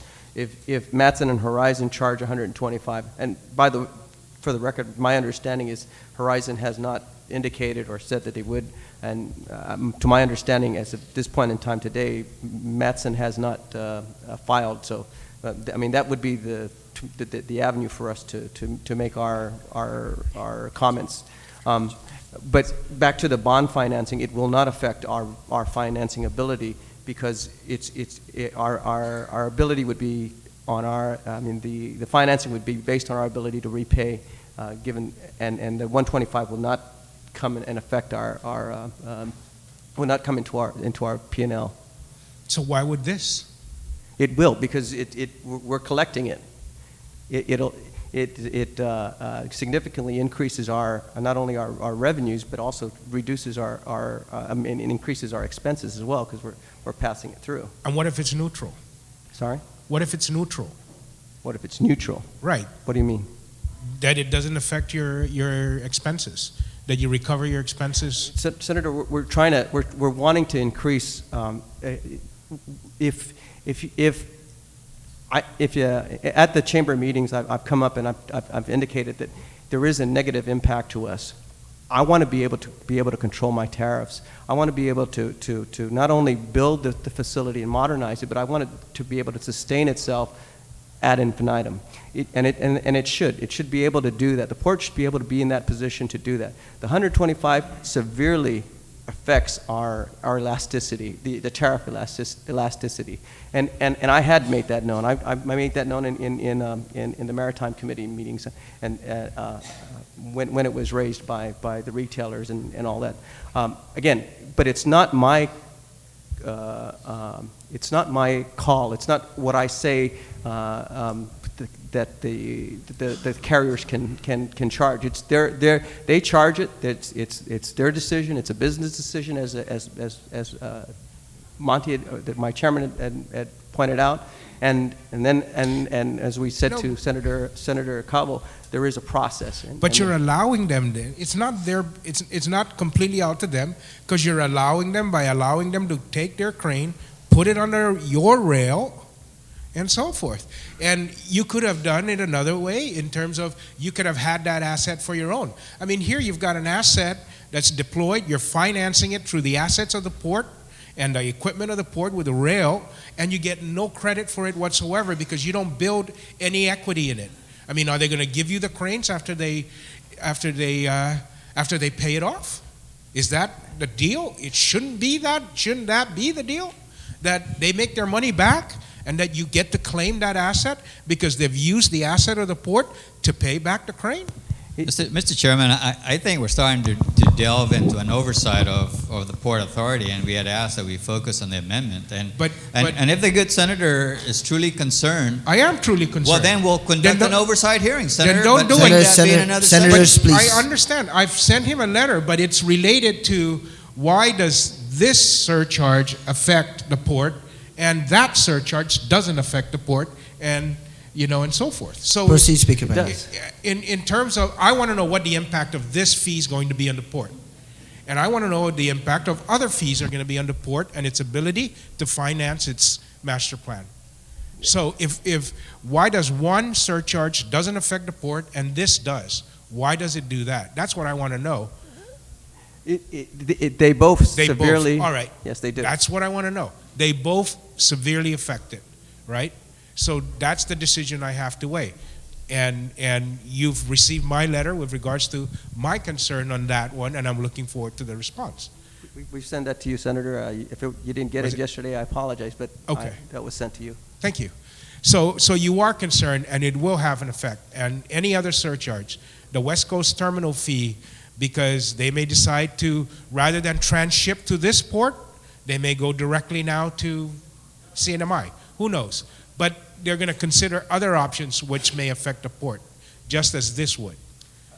I don't know. I kind of doubt that the current situation of transshipment and the business of the port would alter in terms of direction. Okay. What may be impacted would be volume. Right. Okay. All right.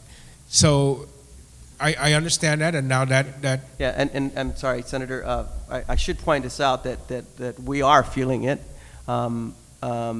For the first quarter from October to December, we've seen a 10% drop in containers. Containers. Yes, and but it was offset by slightly offset by an increase in break bulk because of the anticipated growth that the community saw. All right.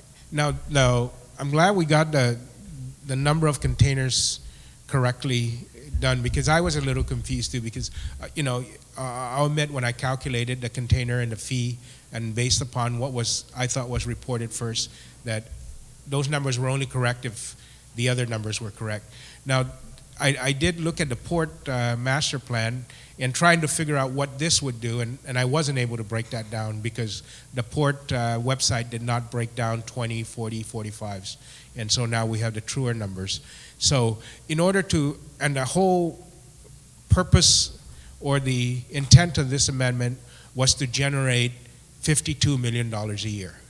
Because this is the alternative to the bond financing and the alternative to the $1 million a week that the court wants, So you either give me a bond or give me $1 million a week. So at $200 per 20-footer, $400 per 40-footer, we're only going to get to $14 million. To get to $52 million, that's four more times almost. So we now need to go to 4 times 4, 1,600 a container for a 40-footer and $800 for a 20-footer in order to achieve $52 million to satisfy the court. So that, using the numbers now that we have, that's what if the intent of this is to meet that $52 million a week. So we would do that, and we would have to do that in order to satisfy the court of the need to generate $52 million a week if we're not willing to pass the bond, right? So I understand that. So it's 1,600 a 40-footer and 800 a 20-footer. Okay, I understand that now. The other thing is that I had is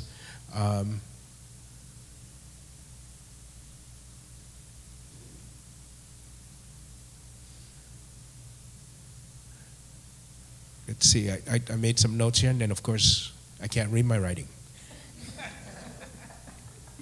In your glasses. Need my glasses for it? I do need glasses.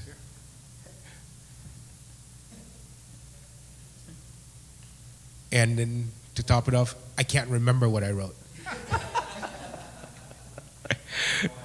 Thank you very much. The impact on this, though, I mean, I just want to get a clearer picture on the impact on the military, and what their options may be if we implement something like this. And you mentioned, Glenn, that to your knowledge, the military is not planning to build any capacity in their wharfs now for regular cargo, basically. They're going to build capacity for their sensitive cargo, munitions, and so forth. But for general cargo, people moving their cars in, military dependents moving their car, household goods, at this time, all of that is still slated to pass through the commercial port of Guam. That's correct, Senator. And they have a sophisticated system of tracking. So we're at least I'm quite confident that there's no indication, although they have the capability to do it, there's no Right. indication that they are doing it. And it's consistent with some of the things that I've seen in other industries. Are they, do you think that they're as price sensitive as your other commercial, private sector customers? Do you think they're as price sensitive so that if the price increase that is enough to just drive them to the other side? Or do you think they have a bit more elasticity in their pricing and their ability to pay? I'm not in a position to answer that, but I would pose it this way. If you're looking at increasing or going back to Congress, which the Joint Program Office would have to do, or whoever the planners would have to do, and ask for a lot more money, given the situation that we're currently facing, as opposed to another cheaper solution, I think, I don't know, can't speak on their behalf, but I'll tell you, if I was there, I would make those recommendations. Yeah, thank you very much. The other thing I wanted to just kind of, I want to arrive at as an accurate number, as well as, and with the current information we have, and as an accurate assessment on the impact to the consumer on this thing. That's in order to make the best decision I can. And I know that, the comment's been made about the fact that 65% of the Guam population is under food stamps. But I think, I'm not sure, but if I remember correctly, that 65% number doesn't mean that 65% of the population of Guam's food stamp allocation covers their entire food bill. There are food stamp recipients that only get $60 a month. Yeah. There are food stamp recipients that only get $200 a month. So to say that we don't have to worry about that group of people because they are under food stamps, I think I'm still concerned.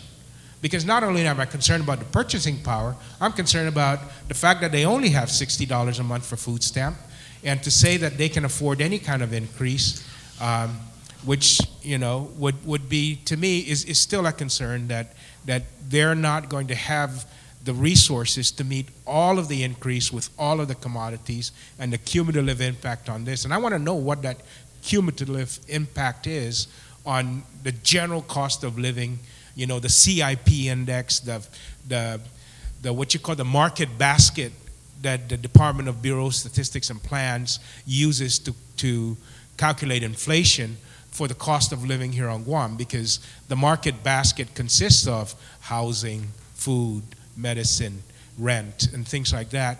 And if this is going to impact every single portion of that foods basket, and what's that cumulative total going to be, and not just isolate it to single elements of that, because I'm not going to get the best picture I can.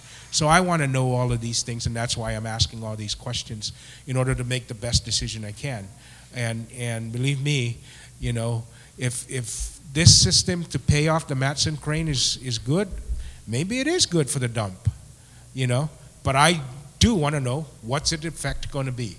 So, Mr. Chairman, thank you very much for allowing me. And I apologize to Senator Ada if I appeared to be short. Thank you. No, please. In fact, if the gentleman from Barrigada remembers what he was wanting to ask, I will yield my time. Thank you, Speaker Pangilinan. Thank you, Senator Ada. That concludes our discussion on the proposed amendment. Gentlemen, thank you very much. I'd like to also extend I'm sorry, Senator Gutherz. Gentlemen, I take that back. Senator Gutherz, you have the floor. Yeah, thank you very much. I've been listening intently to the discussion and interaction. I want to thank the port representatives and Simon and others that came this morning to share their views with us. I think what we're all trying to do here is find a way to deal with this immense challenge before us, and not to bankrupt our island in the process. So I think Senator Rector's proposal is one proposal, and I'm glad that he's come up with one approach, and I'm sure there's going to be other approaches that are going to be presented here over the next few days. At this point, to me, I'm still in the brainstorming phase of this, and looking to study and hear the pros and cons of various approaches to deal with this tremendous challenge.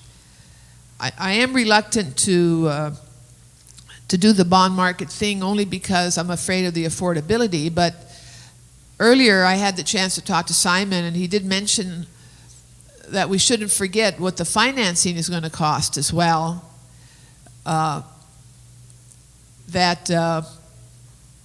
We may think the bond approach is not the right approach, but other approaches will also have a financing arm to it, and the interest rates could even be higher than a bond float. But these are the kind of things that we have to look at. So I want to thank my colleague, Senator Rector, for presenting a proposal.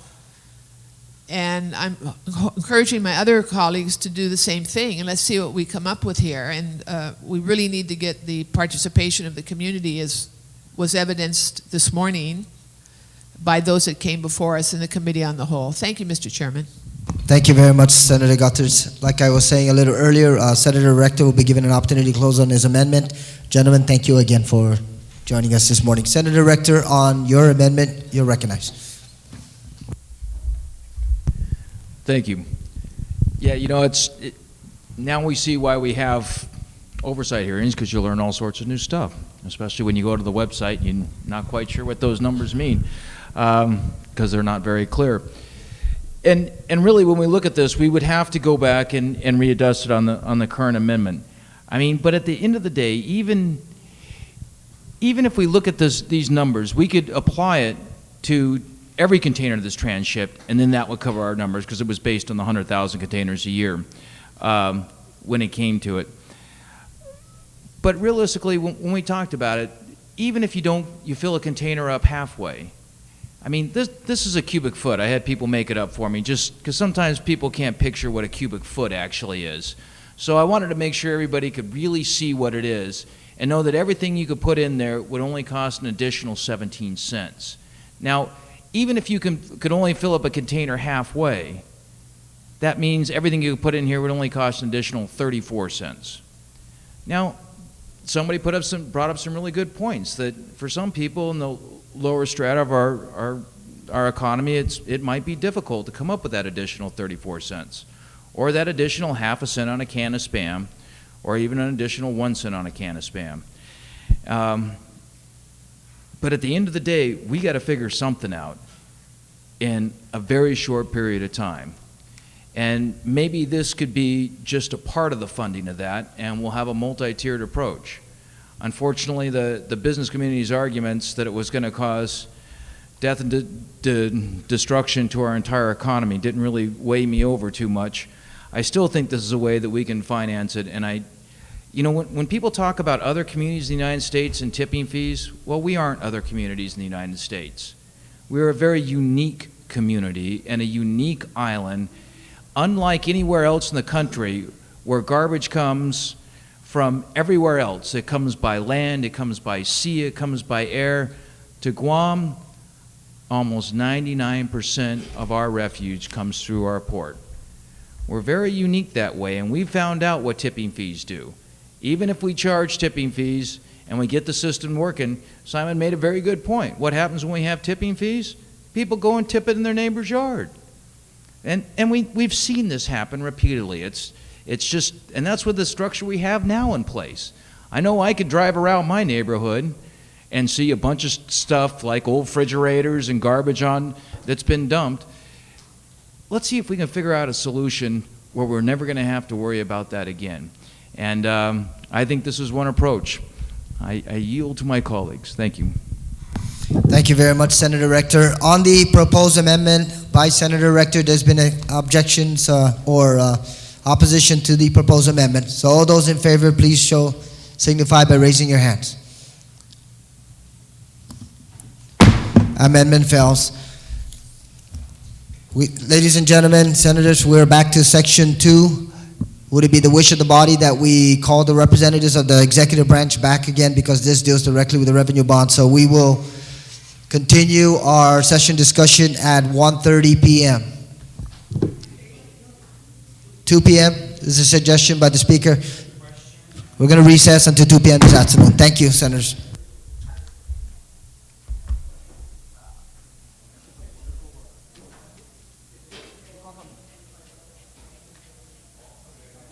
I want to recognize the individuals who are presently in the hall. We got Senator Tenorio. We also have Senator Palacios. Also, we do have Speaker Wampat, Senator Ada, Senator Vice Speaker Cruz, Senator Espicio, Senator Gutherts, and Senator Taitigui, who are presently in a meeting, and they're about ready to close out on that discussion.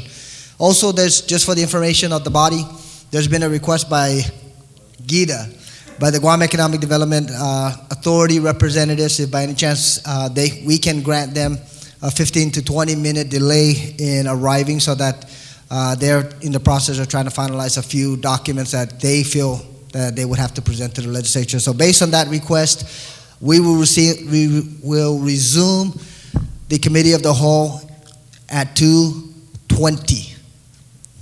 Committee of the whole is now recessed.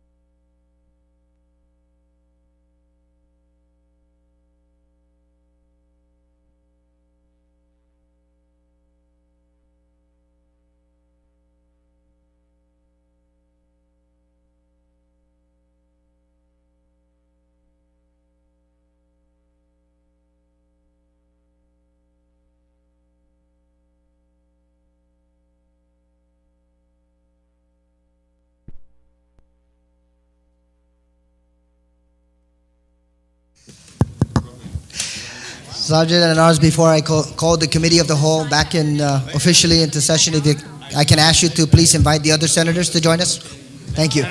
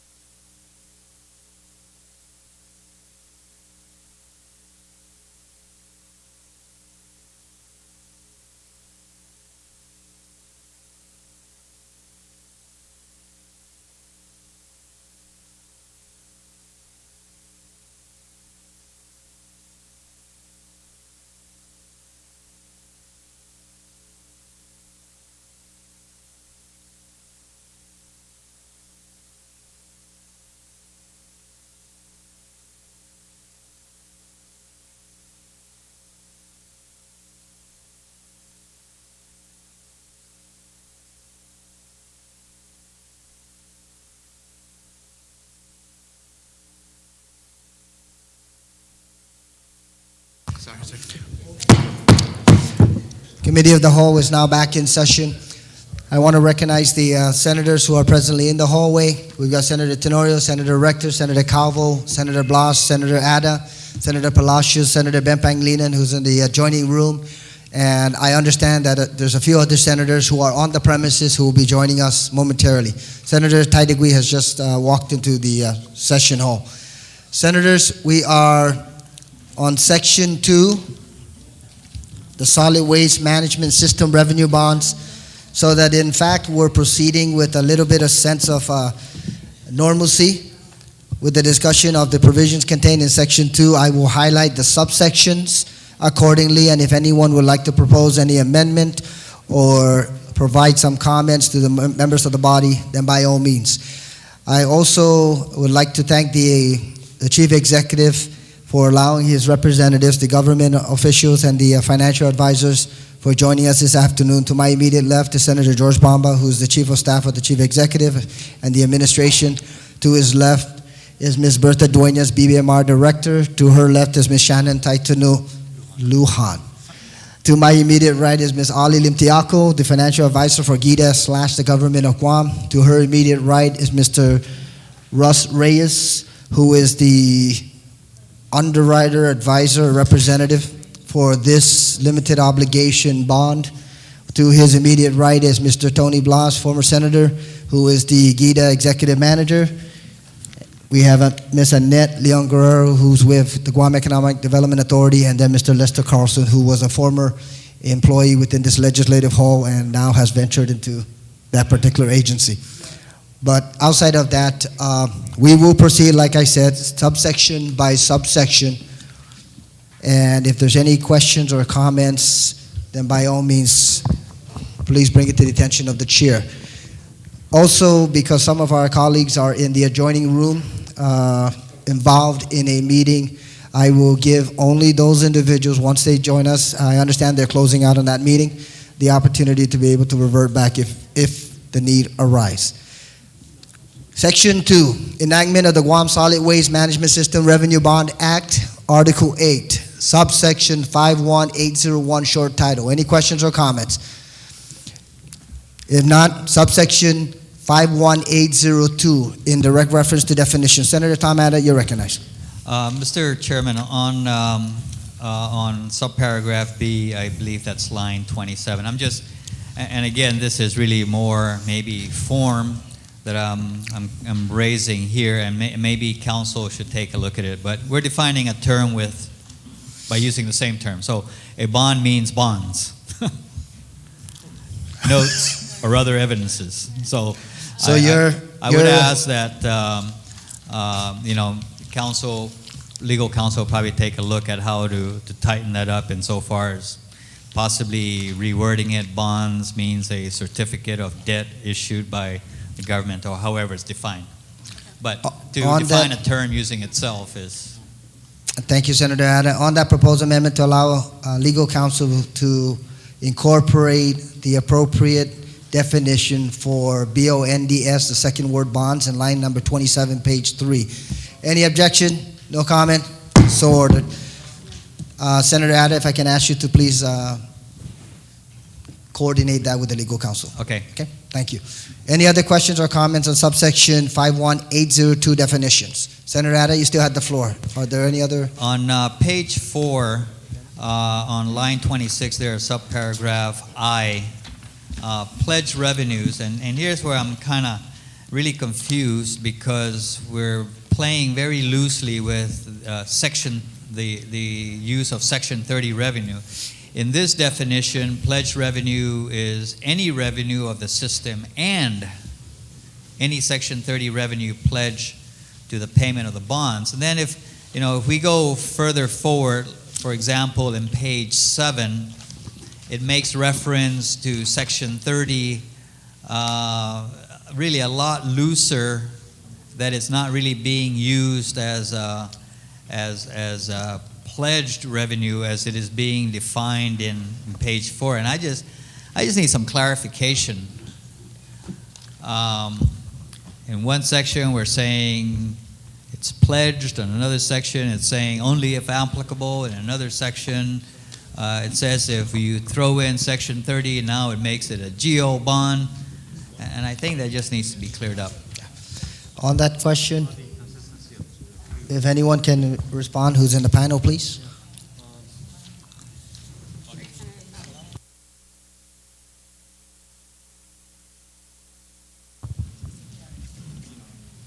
On page 7, sir, the intent of lines 6 through 17 is to be able to identify that, similar to GWA and GPA, the debt incurred in line 6 through 17, the intent is to be able to distinguish between the bonds issued previously by GWA and GPA, that the revenue bonds from those entities do not count against our debt ceiling, and that if there was a combination that involves Section 30, that the indebtedness shall not cause us to exceed the debt ceiling. So the first part basically says if it is a pure revenue bond, then it doesn't have a debt ceiling impact, similar to GPA and GWA. The second part of it says if it's used in conjunction with, the tipping fees are used in conjunction with Section 30, then there is the debt ceiling limitation that has to be addressed. Senator Ada, that's that? Well, no. Answer your question. I mean, I know that yesterday Ms. Limtiaco indicated that, even if the whole thing was a GO bond, we still have the debt capacity that we wouldn't be violating the debt limitation threshold. I'm just wondering, by putting in Section 30 money, I'm more concerned. I'm not so much concerned about the debt violating the debt limitation, because it's been explained that we have that capacity. I'm more so concerned about exhausting up to 2/3 of that debt capacity and really leaving us with very little wiggle room in the case of an emergency. And I think what I'll do is I'll yield to anybody else the members who may want to explain. I'm sorry, Mr. Chairman. That's fine. Thank you, Senator Ada. Let me also have Ms. Limpiaco add to the comments of Mr. Carlson. Senator Ada's right. I think, under the current draft of the legislation, it provides the flexibility to pledge Section 30 revenues, as the sole source of, as the sole pledge, or add it on to the tipping fee revenue as a pledge, or have tipping fee revenue be the sole pledge to the bonds. And if Section 30 revenue is involved in any case, it will apply to the debt limit, and you will run into, when you issue everything that has already been authorized but not issued, as well as the full amount of these bonds, you will run into into a debt limit problem.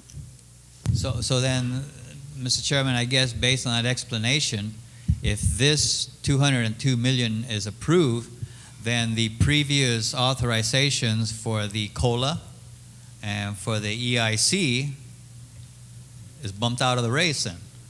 Is that correct? Because it would definitely exceed the debt limitation. I guess it depends on what portions of those authorizations are issued and the point in time that the entire amounts that are authorized are issued. So if you're assuming that you're going to issue the full amount of the GO authorization for the COLA and tax refunds which will provide $246 million, and you're also going to issue the authorized JFK financing as well as this financing. At that point in time that you issue all of those authorizations, at some point you'll have to either not issue all of it or raise the debt limit to allow for it. So I think it depends on, because the debt limit or the capacity under the debt limit is calculated on bonds that have already been issued versus bonds that are authorized to be issued. So we're basically subordinating the earlier bond authorizations to this bond in 51. I don't think we're subordinating. Based on the fact that earlier authorizations have been made, and it appears that priority is being given to fulfilling the landfill issue, I have nothing to give me comfort that, in fact, earlier authorizations will also be given equal concern. And I guess I shouldn't be. I probably should be directing this to the Chief of Staff. That's all I have, Mr. Chairman. Thank you very much, Senator Ada. Senators, Madam Speaker, I did highlight that if by any chance any members who were previously involved in that meeting that just concluded would like to revert back to previous subsections, then I will entertain that only based on those who were involved in that particular meeting. We are in section 51802, definitions, and Speaker Pangilinan, you're recognized. Thank you very much, Mr. Chair. Mr. Chair, I just want to make an amendment, and that would be to remove Section 30 from this. Pledge revenue, remove the term, and any Section 30 revenue pledged to the payments of the bonds. And just add, and any general fund revenues pledged to the payment of the bonds. On that amendment, the proposed amendment is to delete Section 30 and to replace that, Mr. Speaker, if I'm correct, with general. So it would read any revenue of the system and any general revenue pledged to the payment of bonds. Is that correct? General fund revenue. We are on page 4, line 26 and 27. On that proposed amendment, any discussion? I'm still not clear. Sorry. Speaker Ben, if you can initiate the discussion, please. Thank you very much, Mr. Chair. Mr. Chair, of course, the reason why I'm making this amendment is that in discussions with the bond underwriters and the financial advisors, that there may be some significance with regards to the Section 30 revenue as a policy statement, crafting of the financial policy going forward. But with regards to the market's reaction to the pledge, it may be immaterial or not significant enough to cause the bonds to be not marketable if the revenues are pledged from the system revenues and the general fund, which of course includes the full faith and credit of the government of Guam, or whether it be the Section 30 revenue. And since the Section 30 revenues have been authorized to be pledged for the general obligation bond, I think the duplication of this would be make it more confusing and more decisions have to be made. I think by substituting general fund here instead of Section 30 revenues, it's very clear of where we want to place the Section 30 revenue pledge as a identifiable, sequestrable form of revenue of the general fund on where we wish to place that pledge towards. But when it comes to selling the bonds are just as marketable if they were pledged by Section 30 and or the general fund.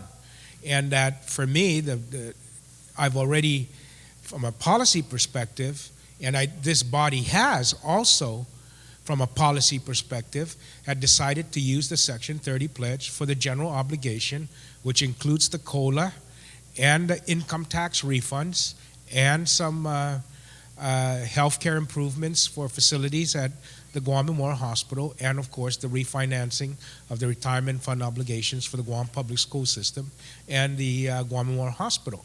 So we've already, from a policy decision, made that, acted on that in this body by passing that law and including that in the amendment. And this would be, in my opinion, a reversal of that policy, and I don't want to reverse myself. I would like to continue that direction. I would like to continue that priority.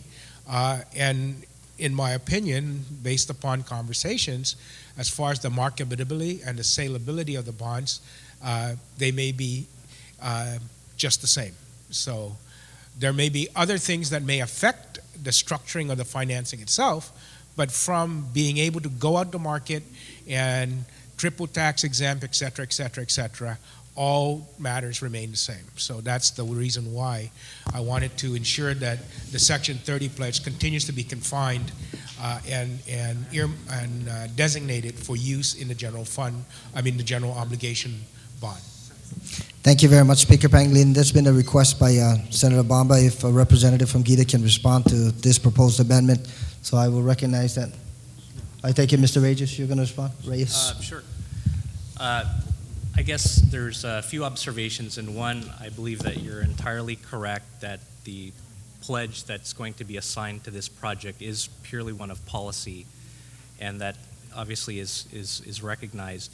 I just offer two observations with respect to, I guess, the strategy of using a Section 30 pledge as either the sole source for this financing, or down the line if it's necessary, in a future financing that you also need tipping fees if the tipping fee becomes stronger to add that. But as it relates to Section 30, one of the strategies is really to minimize the cost of the borrowing as much as possible, because the repayment, not the pledge, again, of this initial financing would be from tipping fees.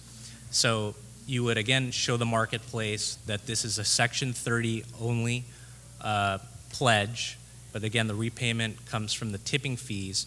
And we believe by using that structure as opposed to any other type of pledge, which may include a general fund pledge, is that the interest rate would potentially be lower than if you used a general fund pledge. And as a result of that, if one of the goals is to minimize tipping fees, to cover the debt service on the respective financing that we're talking about here, then that certainly would add to that effort by, again, using Section 30 as opposed to a general fund credit.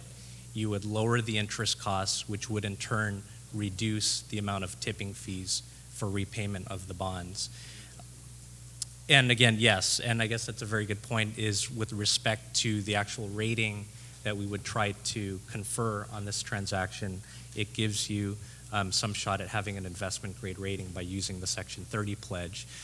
With respect to debt limitation issues, the use of either a general fund pledge versus a Section 30 bond offering, it's really indifferent between the two, because either way, if you pledge Section 30, you would have to count it against the debt limit. So from that standpoint, it would be neutral between choosing the general fund as you're proposing or, looking at the Section 30 pledge. And that would be either as a standalone pledge, again, the pure pledge, or even if you're using tipping fees and Section 30 as a dual pledge, that you would still have to count it, towards the debt limit.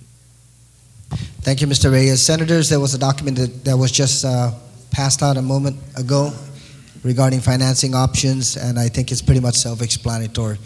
Senator Tenorio, on the proposed amendment, please. Thank you, Mr. Chairman.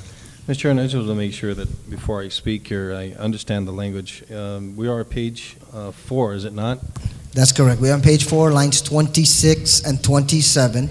Could you reread the amendment as it would be if it were passed? On page 20, on line 27, I'm sorry, page 4, to delete the words Section 30, and replace it with the phrase general fund.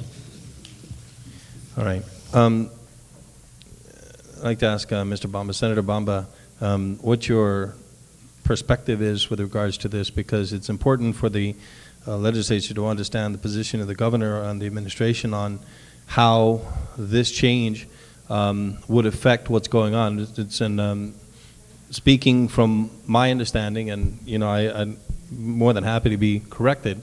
My understanding is that GBB, the receiver, has asked that these monies be attached and be the pledge securitization of the bond as opposed to the general obligation, because they're a revenue stream. They can be sequestered, in fact, in the absence of monies that are generated as a result of the tipping fees, which are not yet a matter of record because the rate hasn't gone up. We don't have an established history from which the tipping fees will actually generate any given level. We can project, but we don't have a track record. So what is the administration's position in regards to this? Thank you, Senator, and Senator Franklin, thank you for the amendment. The problem we're having with the amendment is that well, first of all, our object is to, one, comply with the terms of the court orders, and in previous orders, at the recommendation of GBB, it was always the Section 30 pledge as a backstop. Is, of course, would make the marketing of the bonds much more viable, and also possibly and hopefully reduce the cost of issuance of such a bond, given that there is no history with respect to the tipping fees. So you need to have that in the market for investors to be able to attract to purchase bonds. I think removing the Section 30 is just also not just contrary to the court order. I mean, because that has been the order that was previously given, and when we transmitted the previous bill in the 29th, it did contain that in accordance with exactly what the court order was. And at that time, it was continued to, and to today, continues to be Section 30 would be the pledge. Tipping fees as they kick in would be the source of the repayment, but the pledge was necessary in order to be, and I guess the receiver referred to it as a backstop, that in order to be not just marketable, but then reduce our cost of issuance. With respect to the, and I can clearly, certainly understand the position of Senator Pangilinan with respect to the previous authorizations that involve Section 30 pledges. And clearly, I think at some point the debt limitation would have to be raised. It continues to be our intent and has always been, and we went just as we went out in early December to do the bond offering for COLA, and we tried to get into the market, but of course the market timing was, that's when the market crashed, was wrong timing. And it's still, of course, everything is still subject to, at the end of the day, market forces, whether the financial markets are going to be open and that we can access the market. We're just trying to make sure that, one, that the legislation as offered, as transmitted, does comply with the court orders that have been issued with respect to this case, and also that the marketability of the bonds itself is enhanced, and that the possibility of reduced borrowing costs will be there using the Section 30 pledge. And it is in the, I guess in the order issued, it did refer to it in the court order on page 10. Could you read that section? Yeah.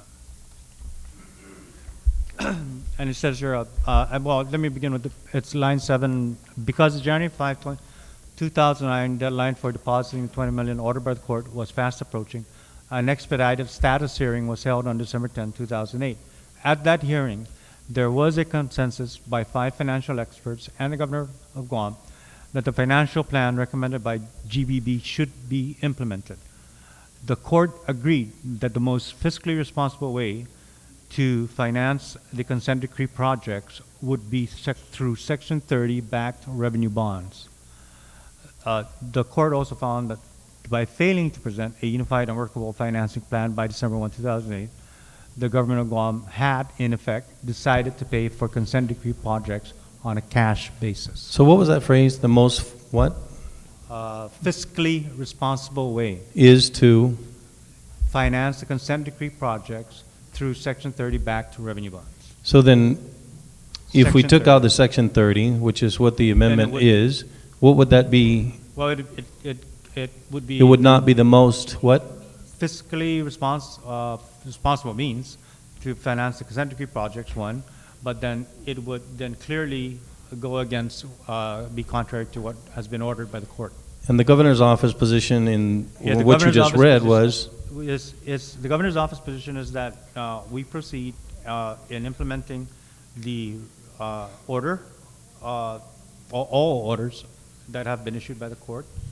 And No, I understand, but get to the point. The point is that does the administration's position at that time when you read it there was that the governor's position is that the Section 30 monies, in accordance with the agreement with the court, is the most stable, Yes, that is the position. marketable, and the lowest possible cost. rate to be achieved by virtue of the securitization of the Section Right. 30. Right. So then your position with respect to this amendment would be? We would have to oppose it. Okay. Ali, do you agree that the marketability will be marginalized by removal of Section 30? I believe so. Do you think that the interest rate would be higher by removal of Section 30? Yes. Thank you. Thank you, Mr. Chairman. Thank you, Senator Tenorio. Senator Calvo and then Vice Speaker Cruz. Senator Calvo. Thank you very much, Mr. Chairman. Again, the question offered by the senator from Jigo answered the first part of the two-part question I was going to ask. Again, the effect of this amendment, in the opinion of our, again, Gita and the administration, that the deletion of Section 30 as a collateral or backstop will cause a reduction, potential reduction, excuse me, not cause a potential, potentially will raise the interest rates or the cost for whatever borrowing we may have. I think made by earlier statements by you folks, the decision, and that is based on, again, we have a current investment grade, we don't have investment grade rating, we're a single B, and with that single B, if we do not have the Section 30, the probability of getting to investment grade is at this point nil, in your opinion, correct? Yes. Okay. Now the second part of the question, that was clarified, and just so we know that we take this thing out, if we do borrow, it's going to cost our investment, our rating has not much chance of being improved, and if we do sell these bonds, we're going to have to get them at a higher price because of the higher interest rate. Now I go to the second part of my question, and again, the issue I have, it was a question made a day or so earlier by the senator from PT in regards to, I think he may have had some discussions with you folks in the concerns in regard to the credit rating agencies and potential unintended consequences of changes that are made at least in the court order and in the belief of the again of the receiver as well as the courts on the options that are available for funding the closure of ORDOT and the opening of the new landfill.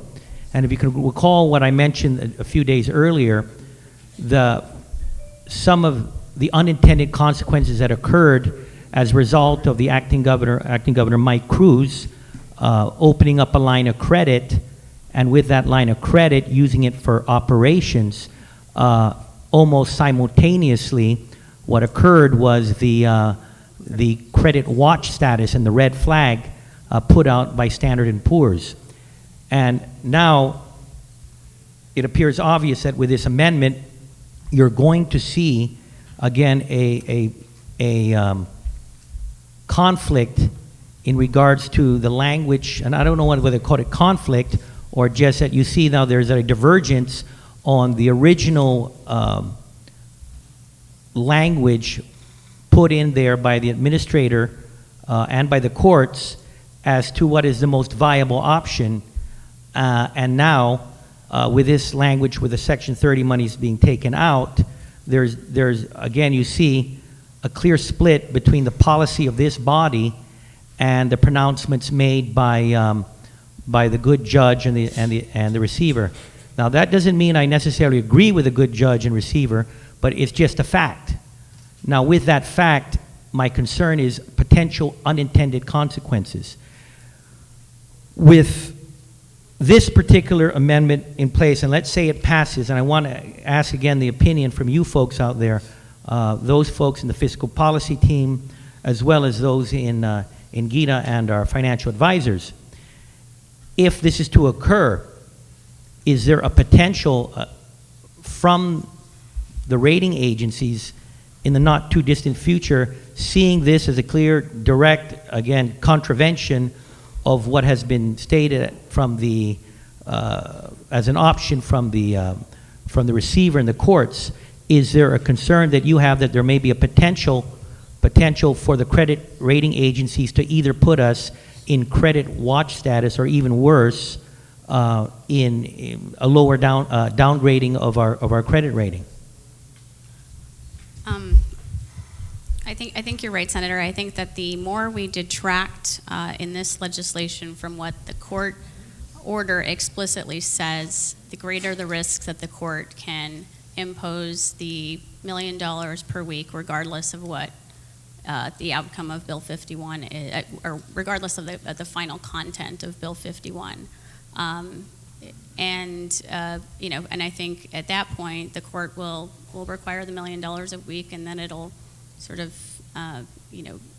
go into a downward spiral in terms of the, being on credit watch, the rating agencies coming down hard, and the ability to access the market for the general obligation bonds that are already authorized. Mm-hmm. Again, this is all subject. Oh, please continue. Yeah, I mean, one of the things is, and if the court does believe that the removal of the Section 30 pledge actually, again, doesn't go with the intention of what they're, seeking, and they do force the government to begin the $1 million payments per week, again, that is, detrimental to the liquidity position of the government. And one of the things that Standard & Poor's amongst the other rating agencies look at is liquidity position.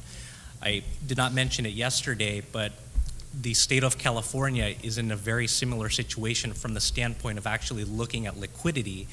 And the situation there is that they are unable to, or until recently were unable to pass a budget. And because they were unable to pass a budget, they're not able to issue what we call short-term financings, revenue anticipation notes, which basically put them in a liquidity crunch. And once they were in the liquidity crunch, they were demonstrating that they were going to effectively run out of cash by the early part of 2009, which actually forced the hand of the rating agencies to downgrade the state of California to the rate of A from A+.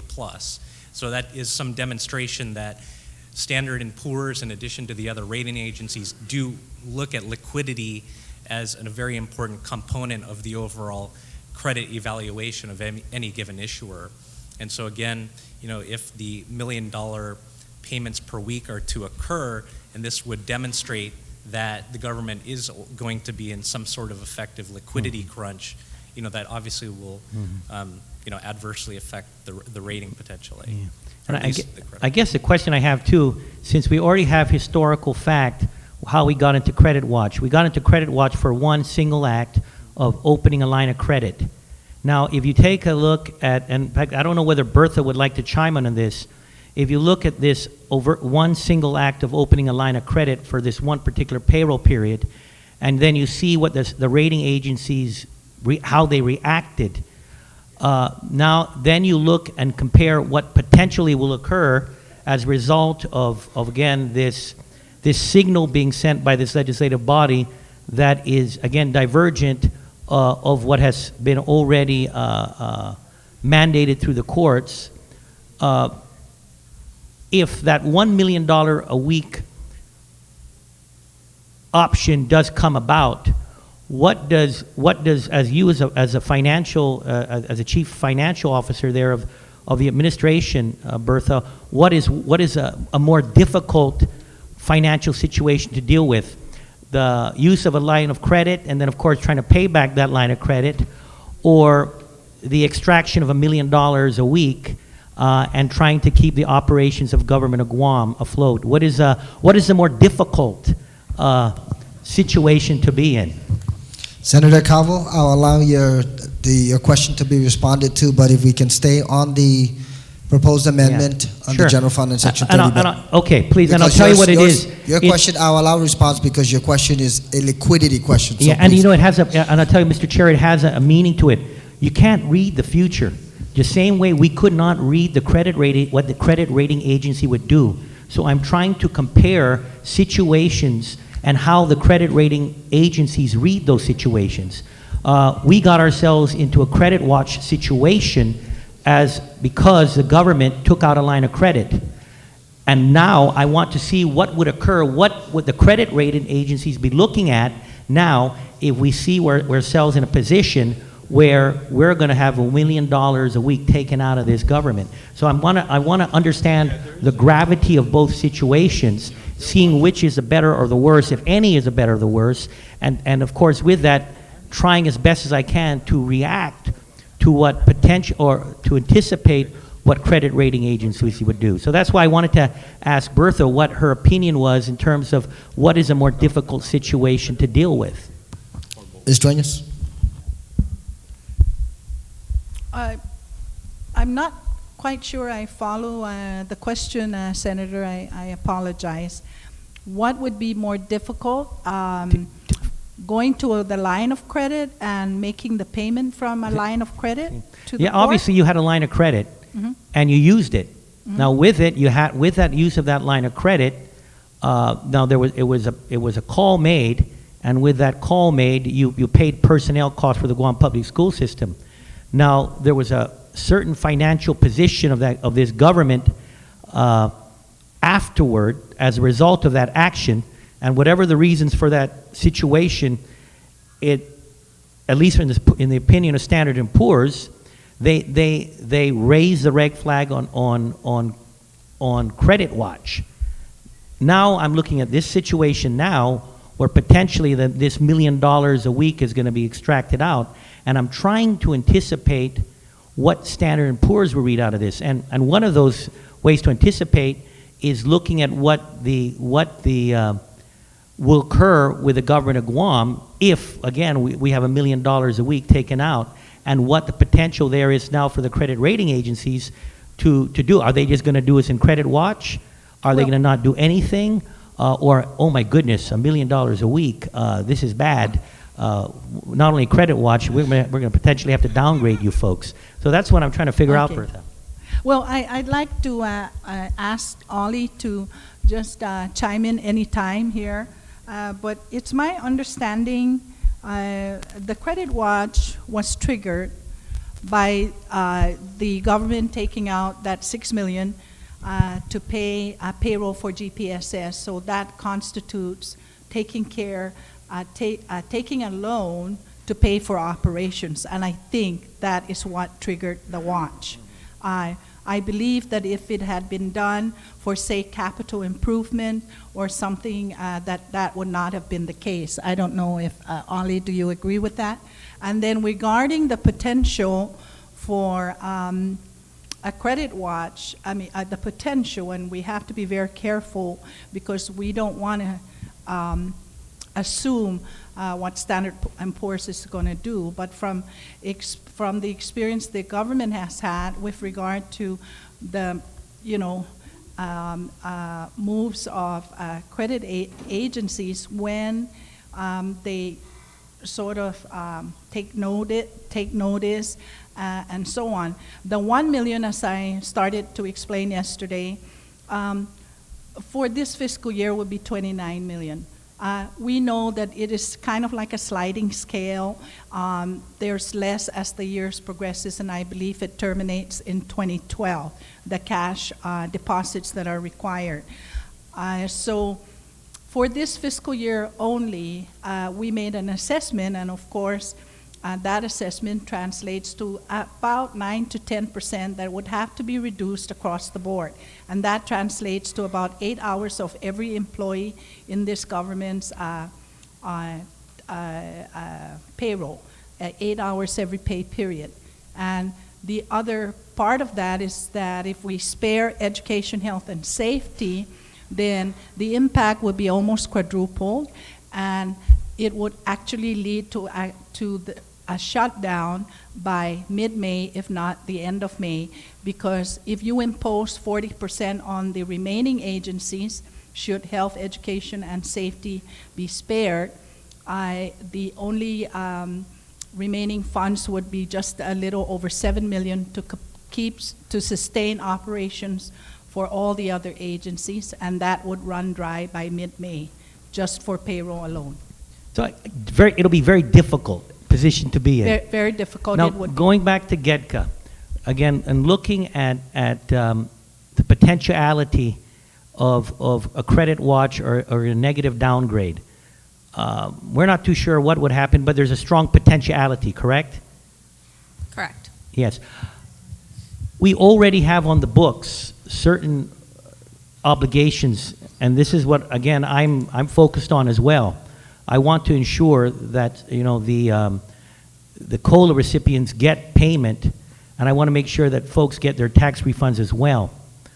But if we are to further deteriorate in either credit watch status or, even worse, a downgrading in our credit rating, what does that mean for the current laws that we have in the books for the general obligation bond that is mandated by law to be floated in order to pay COLA and tax refunds. What occurs to that, the potentiality of moving forward on that general obligation bond? I think you have the potential then to not be able to access the market for the general obligation bonds. Another thing I would just comment that I think the Section 30 revenue. That's an interesting point.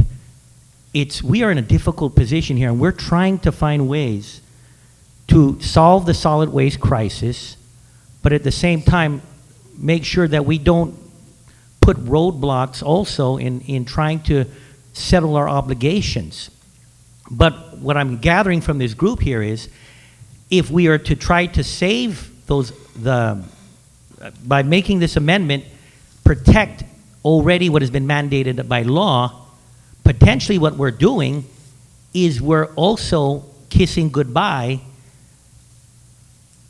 the COLA and the Section 30 money because of potentiality of credit watch or a downgrade in credit worthiness, correct? Correct.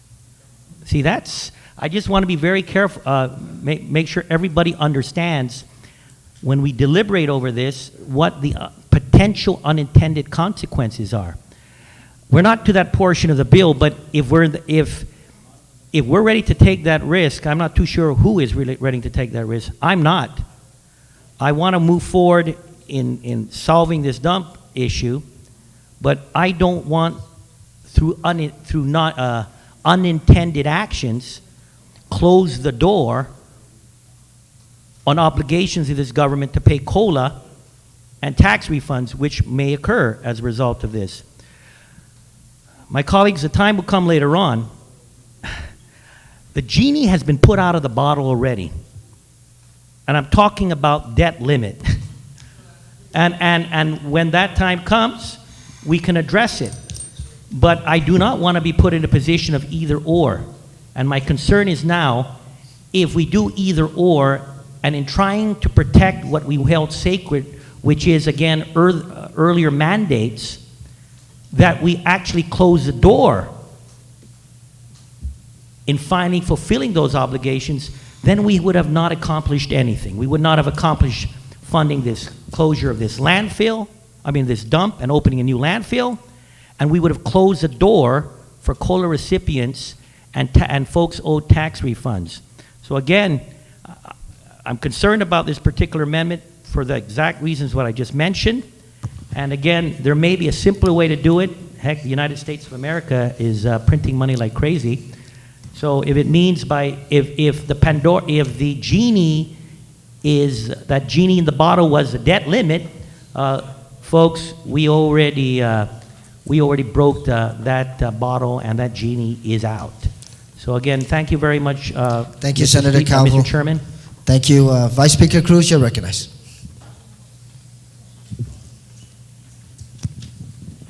A couple of questions. George, when you were reading the consent decree. Vice Speaker Cruz, on the amendment, please. Thank yes. You. And the Section 30 about what we need to do to comply with the court's order. Is there anything in there about what the interest payment has to be? I know she says she wanted Section 30 as the backstop, but did she order any specific interest payment? She just said in that order the payment schedule by the receiver, right? Yeah. And if I'm not mistaken, the interest payment attached to the October 24th used in the December hearing on what the interest rate should be would be 5.99. So I'm trying to figure out where did we get the 9%?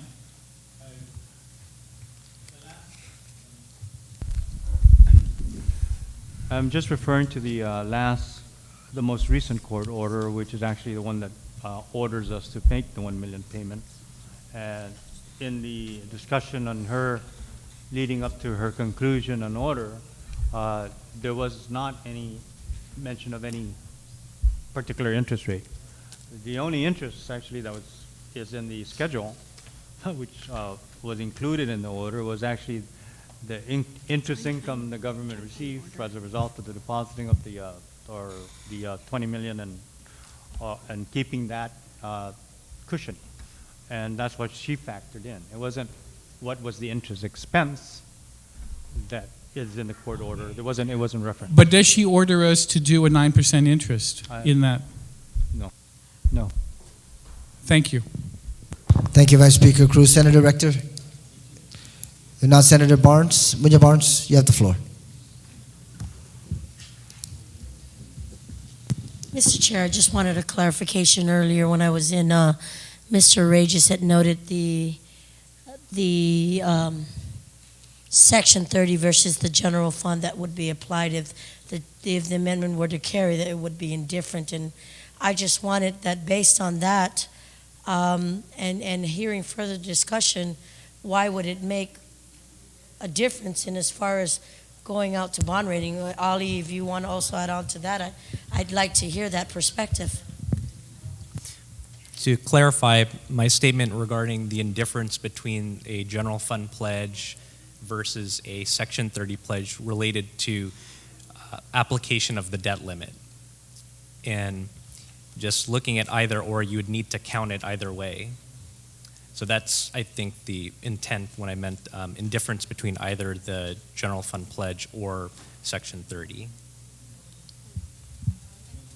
Sure, and I think that, if the court did not specify that Section 30 revenue, was the pledge that they wanted to see pledged to these bonds, we would have a different, we would be talking about, whether or not you could access the market with a GO pledge versus a Section 30 pledge. But I think now we're talking about whether or not you are contradicting what the court order says and the ramifications of that on the ability to market the GO bonds.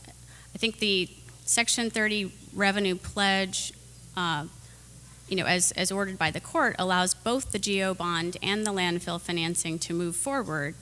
But the removal of the Section 30 revenue pledge could potentially result in not being able to do either. But and maybe just for a further clarification, Mr. Chair, if I may, in reference to Ali's statement earlier, or clarification earlier, that if the Section 30 were to be utilized based on the previous authorizations that were permitted, then we would definitely have to regroup in reference to our funding source for the repayment or the payment on the COLA and on the tax returns. Is that correct? I don't know if I understood the full. Could you just repeat that? As you said earlier, one of the questions were posed in reference to this Section 30. If we were to give that authorization today, we already know that on previous authorizations, that Section 30 funding was pledged. Am I right? Yes. And that pledge was, or that authorization on that pledge was for the COLA and the tax returns. Right. Right? Right. So if this were to go on today, then it would give a whole different perspective on us having to go back or it could hamper the effect of what we have going out for the income tax return and the COLA as we speak today. Is that correct? No, not necessarily. There's a technical distinction. The pledge of Section 30 on the GO bonds in that authorization, that amendment that was made last year, was not, or I guess does not provide a secure interest in Section 30 revenues. So in other words, it's not necessarily on parity with the existing bonds, but this legislation provides the secured interest on parity with the 2001 bonds. Okay, simple question. Okay. If this authorization were to go to today, yes, based on what we've already done in the past, will it affect the COLA and the tax returns coming back to the people who so rightfully deserve it? No. If this authorization were passed as it would, wait, I'm sorry, the amendment or the original? The amendment. Oh, okay, I'm sorry. On the section. The amendment would, I believe. I mean, It would not affect. it would. It would. I think the court would take issue that we didn't follow its order. Can I share your? The court would just take the position that the order was not followed and that we would begin depositing the $1 million a week.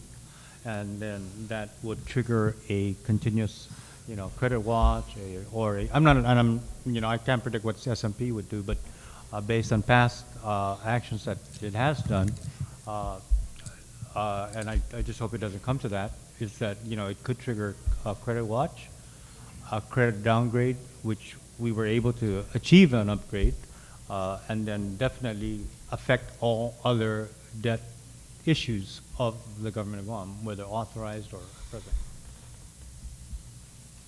So, I mean, we're essentially caught between a rock and another rock.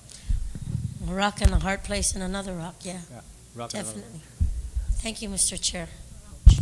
Thank you very much, Senator Muñoz. Senator Rector, you're recognized. Thank you. On the amendment, my great concern on this was that if we did something in violation of the court order, that we once again endanger the welfare of public servants who'd be tasked with the obligation of bearing the burden of $1 million a week out of their paychecks. So I consulted our legal counsel to see what her opinion was on it. And it seems in the court order that it doesn't mandate that we use Section 30 backed revenue bonds. And I'm looking at the court order even as we speak. It just says, in conclusion, it says, as previously stated herein, the government of Guam has responsibility for determining sources, blah, blah, blah. This order does not preclude anything else, viable alternative means of financing, and just says, e.g., Section 30 backed revenue bonds at a later time. But it doesn't mandate Section 30 backed revenue bonds. It just uses that as an example. And so it seems to me that if it's not going to violate our court order, we're not going to get in trouble in this, and the bond issuing can go forward, or at least the attempt to issue bonds can go forward without that language. So at this point, I stand in favor of the amendment. Thank you. Thank you very much, Senator Rector. Unless it's a point of information. Senator Tenorio? No, I don't know. Maybe I didn't hear it right. I've been told I got bad hearing. My wife's telling me to turn on the TV all the time. Maybe I just didn't hear it, but were you not reading from the order? Yes, I was. Could you restate that for just to make sure I didn't hear it wrong? Yeah. No, I'm not saying that, I'm perfect, but did I hear you say Section 30? Yes. When you're reading from the order? Yes. What did the order say? Where's that again? It seems the most fiscally responsible, didn't it? Yeah, the court agreed that the most fiscally responsible way to finance the consent decree projects would be through Section 30 backed revenue bonds. Thank you. Page 10 of the consent decree. George. Thank you, Senator Tenorio, on that Just as a point of information. Point of information. Where are sir. you reading that from? From the court order. It's not the order. You're reading it from the dicta. That's the judge's opinion. It's not the order. And in the order. What does it say? That doesn't mean as much as this. It doesn't. It's like legislative intent.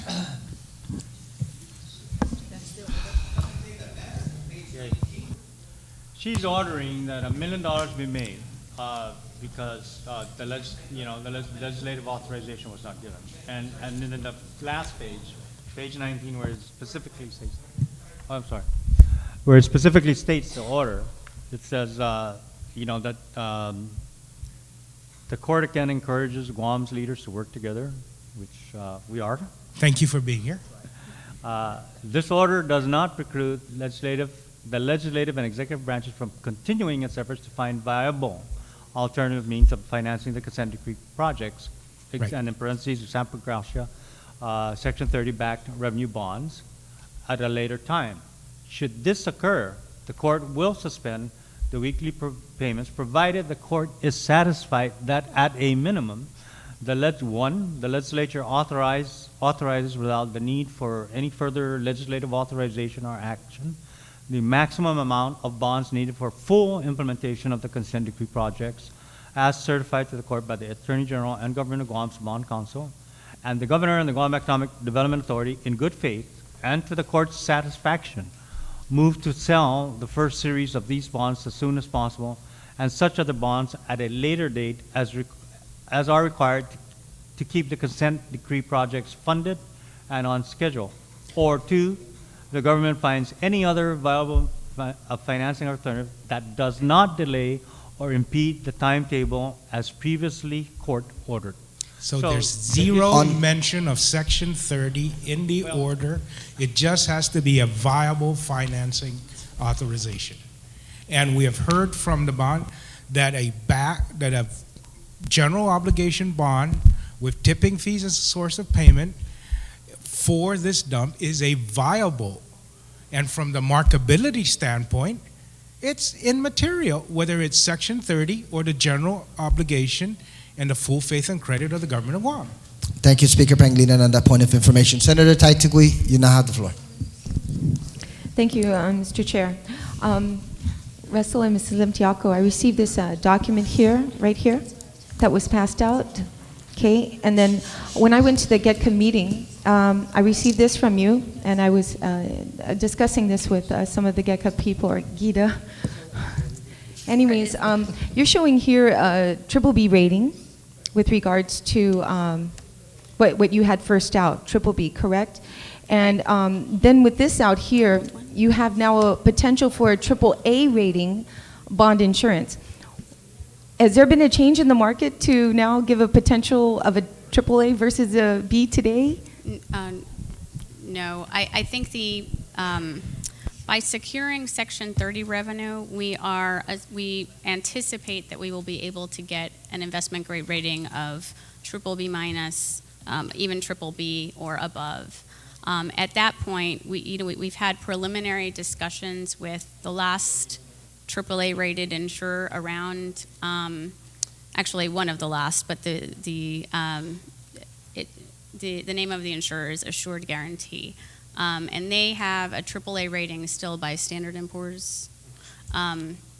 They indicated that they would be interested in a bond transaction if it was a Section 30 only backed pledge. And that's not fully fleshed out. There's some licensing issues that they need to deal with. They're also in the middle of acquiring an insurer that actually insured the 2001 bonds, but that was the initial read from the one bond insurer. So there's been a change with regards to the rating. That's what you're saying? No, no change. Everything is still. No, we think that we think at a minimum we'll be able to get a a low investment grade rating at a minimum. Does that affect the interest rate? Yes. AAA versus what you gave me last week? Yes. BBB? There's a big difference in interest rate here, isn't there? Absolutely. Okay, thank you. Thank you very much, Senator Taitigui. On the amendment by Speaker Pangilinan, Senator Gattuso, you're recognized.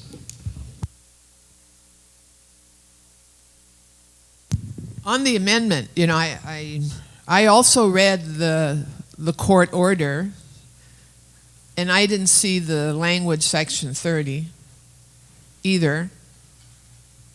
So I'm inclined to be supportive of Senator Ben's motion. But I also want to ask a question of maybe Mr. Bomba can help me. You have a copy of the court order and the attachments regarding the payment schedule?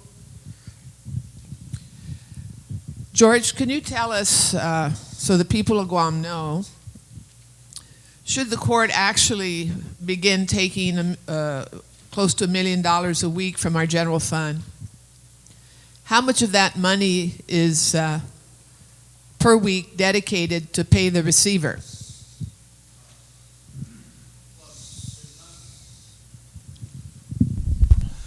There is no longer an issue of whether or not that the million, she has ordered that the $1 million be, beginning March 1st, be deposited, so. Right. And how much of that $1 million a week will go to the receiver? At this point, I'm not sure. I don't have that, whether, because the receiver gives us invoices to the court, and the court is the one that approves it, so it doesn't flow. My understanding is it's close to $300,000 a week that would go to the receiver. Do you know their money? Do you know their fees? I have to, Senator. No, that's not correct.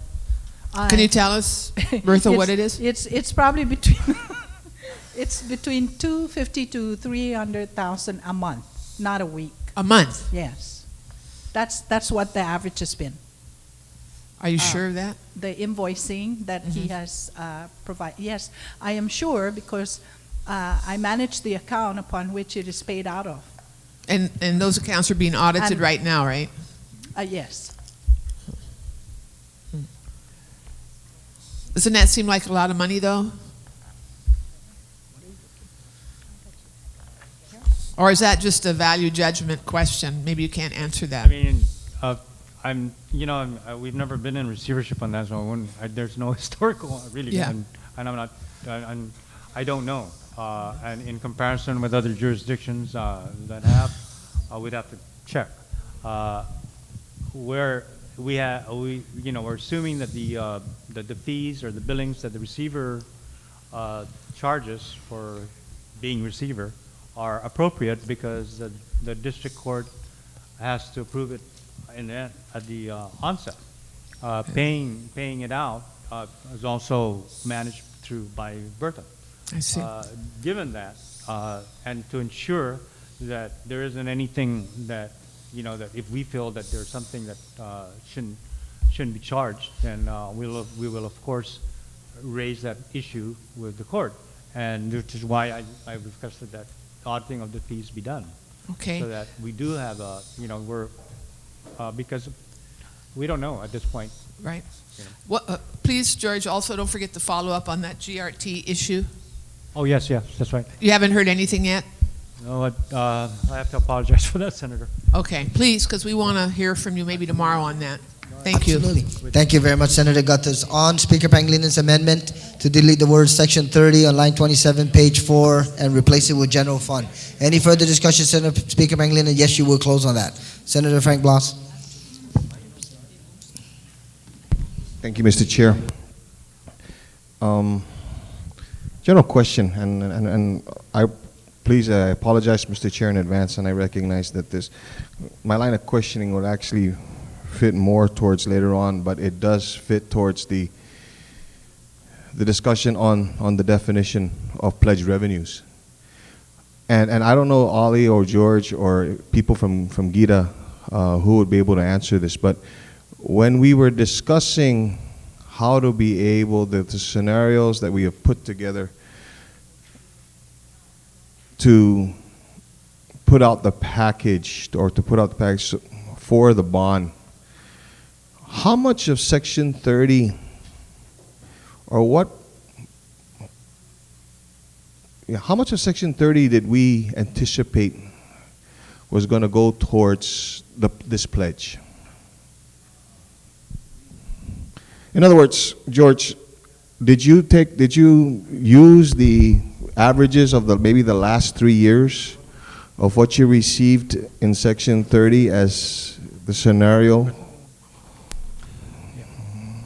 Yeah, actually, what we do advance. We're advanced on. We ask. I mean, Section 30 is paid in advance. Mm-hmm. So based on a request that goes in, and we have been taking the average, but if that advance goes to the trustee, which is a Bank of Guam, which then, and as well as that, I think it's Bank of Guam, but solely. But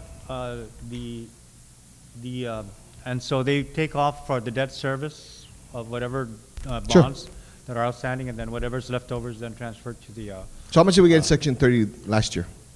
I think- We received about 44 million. Okay. Of that, 5.8 million was taken off for the redistribution of previous overpayments. Okay, how much do... So we netted 38. Okay, so how much did we getting for Section 30 this year? That's what I mean. Okay, so- What we received for this year, we received in September, Senator. Okay. Yeah, What do we anticipate to receive in Section 30 in September of this year? about the same amount. What do we anticipate to receive in Section 30 next year, For fiscal year 2010, 2011? 2011, In September of this year, that's the monies we... for 2010. For 2010. We will What do not- we anticipate for fiscal year 2011? We won't be able to get that information until, because as the year progresses, there's reconciliations going on for the previous year. Okay. And so we won't be able to, so we have not developed the estimate for 2011, maybe that's what I should say.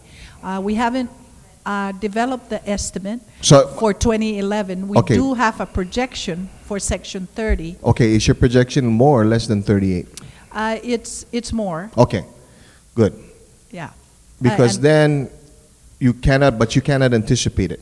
You anticipate that you're going to get more than 38, but you can't say with any certainty that you're going to get more than 38. That's correct. But can you say with more certainty than the anticipation of what you're going to get? Is it possibly going to go down? 38. Is the Section 30 revenues, is there a possibility that that is going to be lower than 38? No. Okay. No. Yeah. I'm trying to find a middle ground here. Okay? And obviously then when we looked at putting this package together, we recognized that we're talking about $38 million in Section 30 revenues. But we also anticipate, as a result of all the discussion that's going on, and yesterday's signing by the Secretary of State of the International Guam Agreement, of which we had nothing to do with, that there's going to be more individuals, military personnel here, and there's going to be really a drastic increase. First, Senator, let me clarify that the 38 is gross. Gross, yeah, Gross. I understand. And that we do have debt service Sure. that is from section, that is, pledged from Section 30. And so therefore, and that amount is 17 million.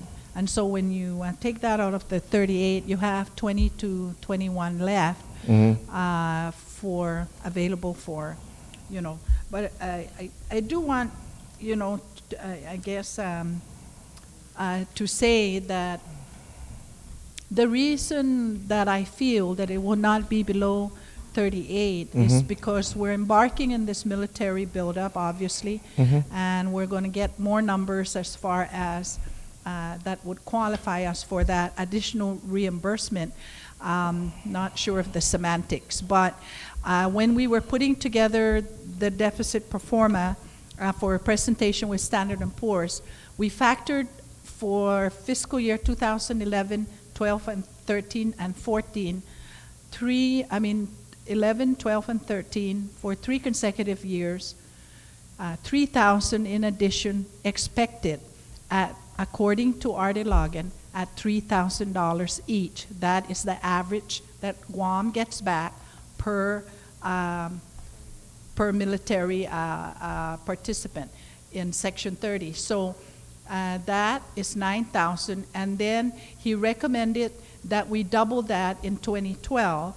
So that's 6,000 times 9. That's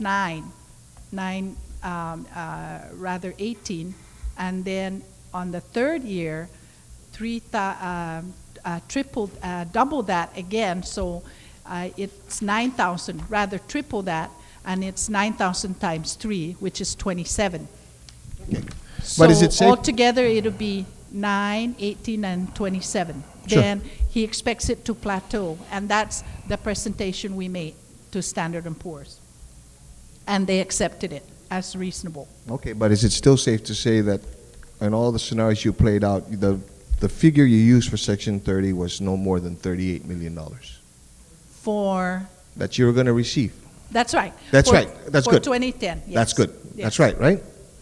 2010, and then you only And then, have... like I said, I'm trying to find a middle ground here. Okay? Because I can recognize and I recognize and I understand and I believe too in as far as the concerns and recognizing that yes, this body had made the policy last year on how we're going to utilize Section 30 as well. You know, so that we can, because we do have an outstanding COLA debt. We do have other outstanding debts that, again, are court ordered. You know, that I'm sure we're all aware we need to take care of. But maybe now this is a question towards Gita.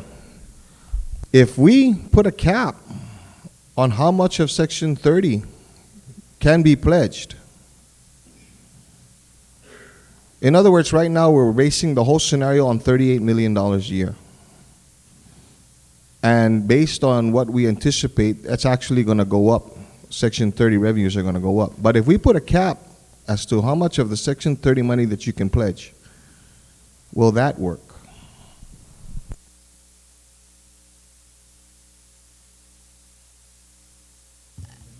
You know, I think that would be limiting in terms of the security interest for the bonds. But you know, when you issue bonds, and we're anticipating to issue fixed rate bonds, your debt service is going to be a finite amount. So regardless of whether what rate Section 30 revenues increase, you're still going to get that residual revenue after the fixed amount of debt service is paid. And I think that maybe another important thing to point out is that we're hoping and assuming that tipping fee revenue will still be used to pay debt service on the bonds, and that rates will be sufficient enough. All the more reason why I think, Ollie, that probably if we even put a cap on this, because everything else can be relative. Your Section 30 revenues will increase, obviously, because there's going to be an increase in a certain population, that there's still an opportunity to be able to negotiate so that they can be a part of the customer base to increase the amount of tipping fees that we can get, therefore eliminating the need for Section 30, right? Right. Yeah. So it can just, it'll just basically wash itself out. Yeah, I guess, I think, with the 2001 bonds have an indenture that requires Understand, but 2001, nobody anticipated a military buildup that we expect up by 2014. Right. Okay? And 2001, I mean, with all, we can be definite as to what the force structure was, or the individuals, the amounts of money we were going to get because of what was existing in as far as individuals, that Section 30 applies to, right? Can't do that here, obviously. And so I'm just trying to find a way to be able to, yes, you can use Section 30, but only up to a certain amount. After that, don't even think about it. I think as long as that amount, I don't know, Russ, you can comment on marketability, but as long as that amount is high enough to provide, That's understandable. That's understandable, but is that a possibility? Yeah, it's definitely something that you would have to have in terms of conversations with the rating agencies and the potential bond insurer that we're looking for, because one of the things that they do look to is obviously providing some cushion in the event that there are rosier times ahead and the Section 30 comes up. And at this point, there's a lot of different variables in trying to package the transaction to create an investment grade rating for this offering. One of which is many things like the additional bonds test, but one thing to consider is if you're thinking about that cap, whether or not they're amenable to looking at something like that. I mean, 'Cause obviously, right now, when you're talking to the investors, I would hope that you weren't talking anything above what we're getting today. No. Okay, that's so the investors are thinking, and if they knew the number, they're thinking 38 million, right? And they've actually looked at, because in the disclosure for the offering for actually even the GOs, one of the major revenue streams is Section 30, Mhm. and one of the things that you need to disclose is the history of payments Sure. that you have received. And so it does show in the offering memorandum that that was a lower point, but in fact, in earlier years, there was actually a much higher revenue stream that the government has received. So they have seen that history of payments over time, and even in the 2001 OS, which is the offering memorandum, again, it shows that, history of payments, not just, so they don't just see the 38, they've seen the rosier days too. I'm beginning to think that probably to learn more about the military buildup, we should be talking to you guys than to the military. Because, when you ask the military, as far as what we're going to anticipate and how many people are going to show up, they still don't know.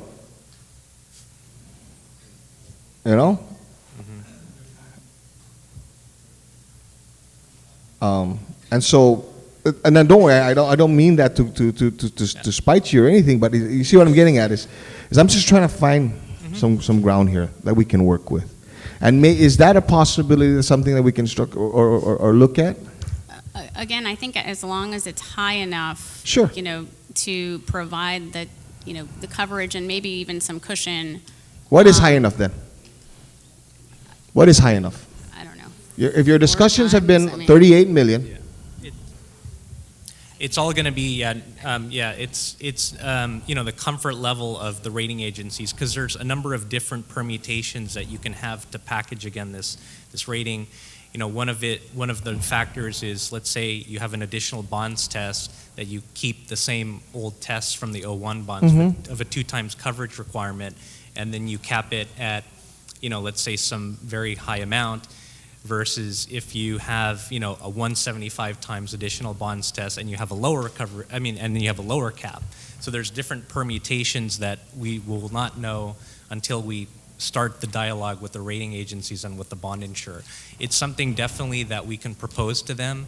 I think when you look at tax-backed offerings, typically you don't see that type of cap in terms of a security pledge, but it's something that you can definitely bring up to see whether or not it's something that they're willing to consider. And I think that, with the market conditions being the way they are today, I would appreciate, and I think they would appreciate it as far as being cautiously optimistic maybe, about this. I mean, let's face it, they just signed the accord yesterday. But, just as early as this morning, I read a report in a Japanese newspaper, that signing the accord is one thing, being able to put up the money is another. And none of this movement is going to occur if the Japanese can't come up with the money in time. So if the bonds are, if there's an anticipation that there's going to be increase in Section 30, and that's what they're going to be relying on in the next couple of years, and this project moves to the left a little, I don't want us 2 years from now to be stuck with a bag, because there was this promise that, again, going back to this Guam International Agreement, we had nothing to do with.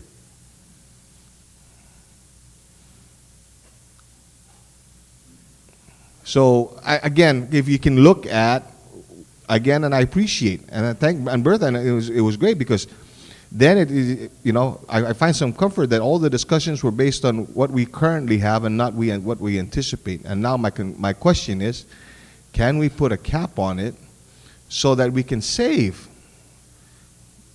and probably use the other portion of Section 30 down the road to be able to cover the other debts that we have and still meet the requirements that you have today? Okay? Thank you, Mr. Chair. Thank you very much, Senator Blas. Any other questions or comments? If not, on your amendment, Speaker Pangilinan, you may close. Thank you very much, Mr. Chairman. Mr. Chairman, I just want to get it from, again, I read the order, read it very carefully. read all the orders from the beginning, you know, and the characterization of what may be acceptable or not acceptable to the court, and what is required by the court versus what the court's opinion is, and so forth. And what is required by the court in the order is a viable financing option, and that the government of Guam executes and attempts to execute the authorized viable financial option that authorizes the entire amount of the consent decree projects. As a matter of fact, it doesn't even put the number of what that amount is, because it says here, for the maximum amount of bonds needed for the full implementation of the consent decree projects as certified to the court by the Attorney General and Government of Guam's Bond Counsel. Now, I know that the judge in the past has been relying on what that maximum amount number is. She's been relying on the receiver, but in her order, she's saying that that maximum amount of bonds needed for the full implementation needs to be certified by the Attorney General and the Government of Guam's Bond Counsel. So, conceivably, I could get the Attorney General to agree that the maximum amount needed is 40 million. And our bond counsel can say 40 million, because that's what the order reads. But we know that we have to be reasonable, and who is the court going to turn to determine whether that number is the maximum amount needed? She's going to turn to the receiver, and at this time the receiver is saying it's 160 or 159 million. But even that, I think, is up for dispute. I don't think that's a real number. Why? Because now we've had at least one phase of the project in which we've had experience in. And that first phase of the project, what was the amount needed? What was the receiver's estimate to the court for this first phase? 20 million? 13 million? 15 million? What is that amount? The receiver doesn't want to tell us because he doesn't want us to check his accuracy. Or maybe he just didn't know and he didn't care. He just wanted to just send it out to bid. But we do know one thing. He's on the record saying it's significantly less than what they originally thought. That the first phase, when we actually got real hard numbers to dig the ground and turn the spade and fuel the equipment necessary to accomplish the task in that bid, is 8.2 million, which is significantly less than the original estimates of the receiver and the government of Guam. Is it 30% less? Is it 10% less? If it's 20% less, then we don't need 160 million. We only need 120. If that's the case. If we got somebody to come in and give us a bid to close ORDOT, which has a mechanism for recovering the methane and selling it to generate electricity, which is done all the time, that's not new, out there science. The recovery of methane from the emissions of closed landfill is everyday technology now. And if that 40 million can be reduced by that amount, we could get it for 20 million. If we extend the life of the recovery to be able to generate the electricity and sell it back into the grid. So we don't need 40, we need 20. All of these things are so out there, are easily out there, quantified by the receiver, and he hasn't done it. That's why I asked Getka yesterday to get me that construction schedule, the phase of the construction, and the cost of each of that phase of construction, when they anticipate it's going to be let out to bid, and when they're going to start, and how long is it going to last. So that we know, we can check. Not me, because although I may be able to follow some of these things, everything I get here, I personally check with somebody else. If I get some engineering estimate, I ask another engineer. If I get a financial estimate, I ask another financial person. If I get an economic assessment, I check with another economist. So all of these things I'm asking for is to ensure the veracity. You know, it's like Ronald Reagan, and I won't be above quoting Ronald Reagan. Trust but verify. You know? Trust but verify. And that's what I'm trying to do. I trust that we all have good intentions. I trust that we're all trying to achieve what we desire to achieve. But I need to verify. I need to verify that. And that's what I'm trying to do in this. So, from our financial experts, our financial advisor, the underwriter for the project, if the pledge is confined to only the general fund, payment of the tipping fees, the pledge is the general fund, plus the full faith and credit of the government of Guam, is it a viable financing mechanism to get what is required and what is authorized in Bill 51? Yes, I think so. It is. Yes. Thank you. So that, I think, allows us to move and take a look at the Section 30 for the others.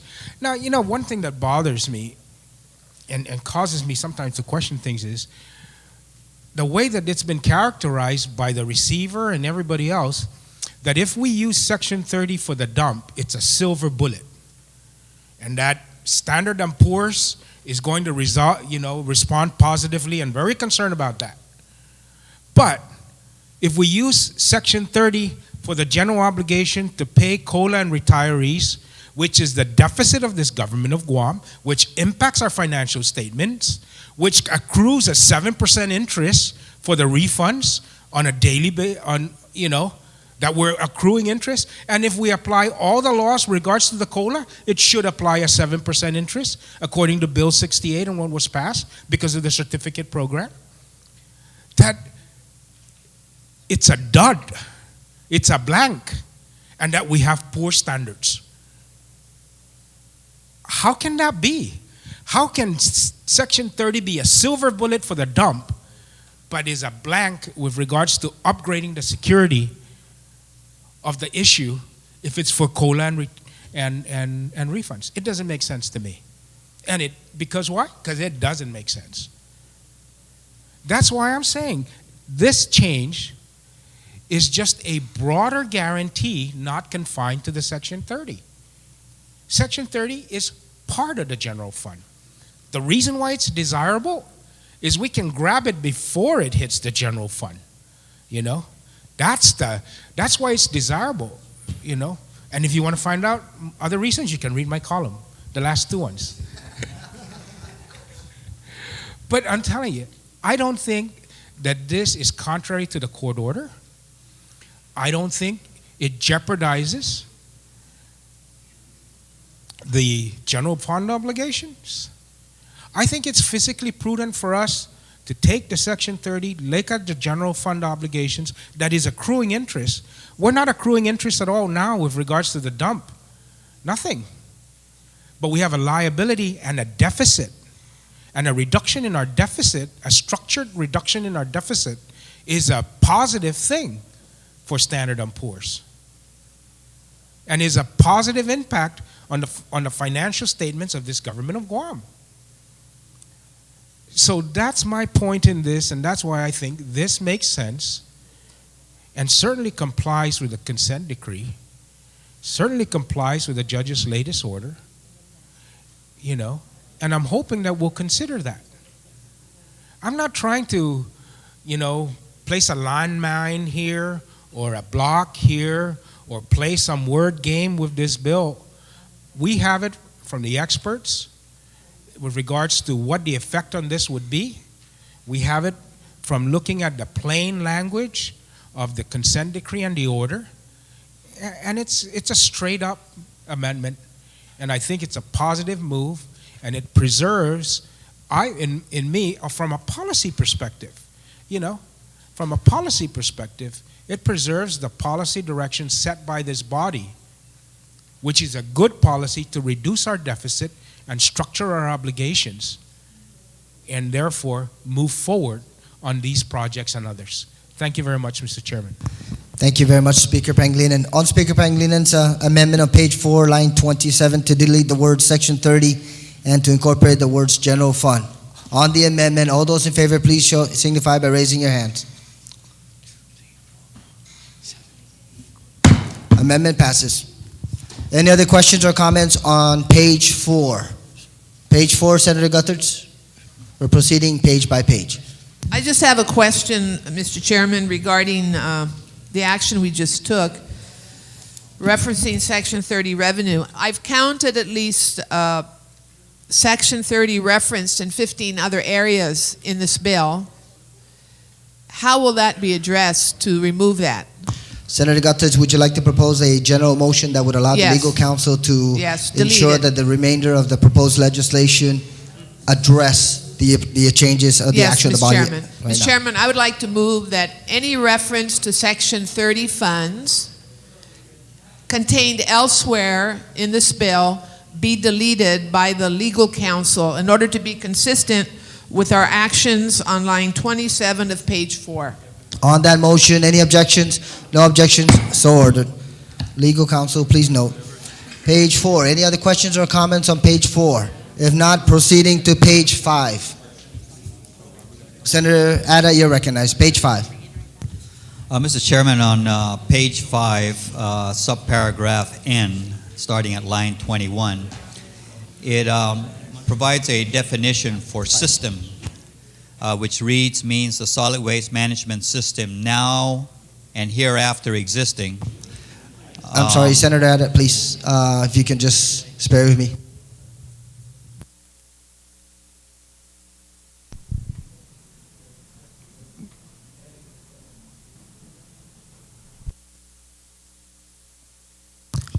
Thank you, Senator Ada. You may proceed.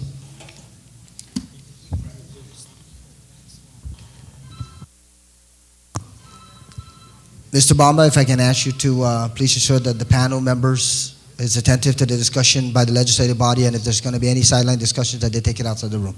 Thank you. I apologize for that, Mr. Chairman.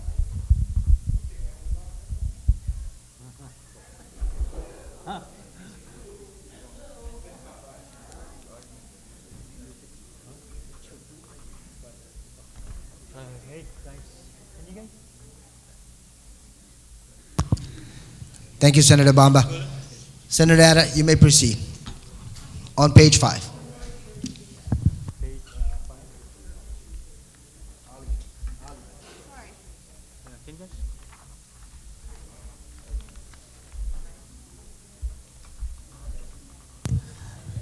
Senator Ada. Thank you, Mr. Chairman. On page 5, subparagraph N, starting on line 21, it provides a definition for system, which means the solid waste management system now or hereafter existing. And it goes owned and or operated by the department or its contractors or agents or including but not limited to landfills, transfer stations, recycling facilities, collection trucks, pertinent equipment, everything else. And I'm just concerned, and again here I'm asking more so for clarification, because it seems that the only thing it allows for is a landfill, and it does not allow for implementation of other technologies in the system. We saw that, for example, during the public hearing, we had several individuals have stepped forward with alternatives. There's the waste to energy. There's the gasification process. There was this other one, and I think there was about a total of 4 different technologies that were being proffered that would address our solid waste issue. So I don't have an amendment right now, but I just would like to get clarification as to whether this precludes the inclusion of other technologies. Actually, on line, and I do agree, Senator, I do agree with you with respect to, because I think on line 23 where it says including but not limited to, and you know, when in the last, prior to this order being issued, when we were in the district court, we did ask the judge, the governor did ask the judge that other alternatives be explored. That that the government would be allowed to explore other alternatives, and which in her order she said, yeah, you can go as long as it doesn't, the fundamental concern was compliance with the timelines of the consent decree. But we certainly have been looking, and I did have several meetings with the speaker with other technologies. There were other technologies at the hearing that were presented, and GITA did issue an RFI for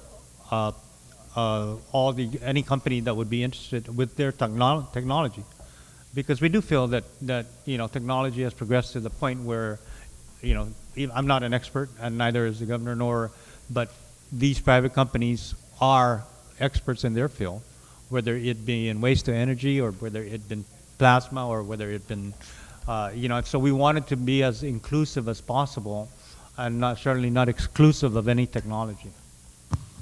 Senator Ada, does that address your concern? Any other questions or comments on page 5? Senator Rector, page 5. Yeah, I move to amend section N by eliminating the word "or" on line 22 on both the "or" after and the "or" after department, and on line 23 it's contractors, agents, or subcontractors. That's my amendment, to delete those. So that If I'm corrected, Senator Rector, your amendment is on line 22 and 23 to delete the initial or the word right after "and." Delete that, and then the "or," delete "or" right after "and," delete "or" at the end of that line, and then to delete contractors, agents, and subcontractors. Is that correct? Correct. So now it would read, system means the solid waste management system now or hereafter existing, owned and operated by the department, including but not limited to, et cetera, et cetera, et cetera. On that proposed amendment by Senator Rector, did you want to provide any comments on your amendment? Sure. The way the language currently existed in there, it allows for us to contract out all sorts of services and have private-public partnerships, as it might be called, or even privatize the entire operation. And we have found throughout the operations of the government of Guam, every time we've done something like this, it's cost the people of Guam more and cost the people of Guam good middle-class jobs. We've seen it through the Department of Education. We've seen it through the Department of Public Health. We've seen it in multiple agencies, and I would like to keep this system a public system under control of the public utilities and the public of Guam. Thank you. Thank you very much, Senator Rector. On the proposed amendment by Senator Rector, Senator Obama, you said you wanted to comment. Mr. Chairman, thank you. That just goes against, defeats the entire purpose of exploring other alternatives. If the intention is to just keep it owned and operated by the government of Guam, and as what you have just stated, I think in one of my arguments with the receiver is that that certainly is what the receiver is also advocating, but that's not I don't necessarily agree with them. And I said that's why we're in receivership to begin with, because the government has been operating and owned and operated this facility, and look at what's happened. We were put in receivership. We wanted to also not just have the ability to either own it or operate it, but then also have the ability to be able to develop other technologies from other companies, private-public partnerships, and certainly Speaker Wanpad has advocated certain other technologies. There were other technologies that were presented.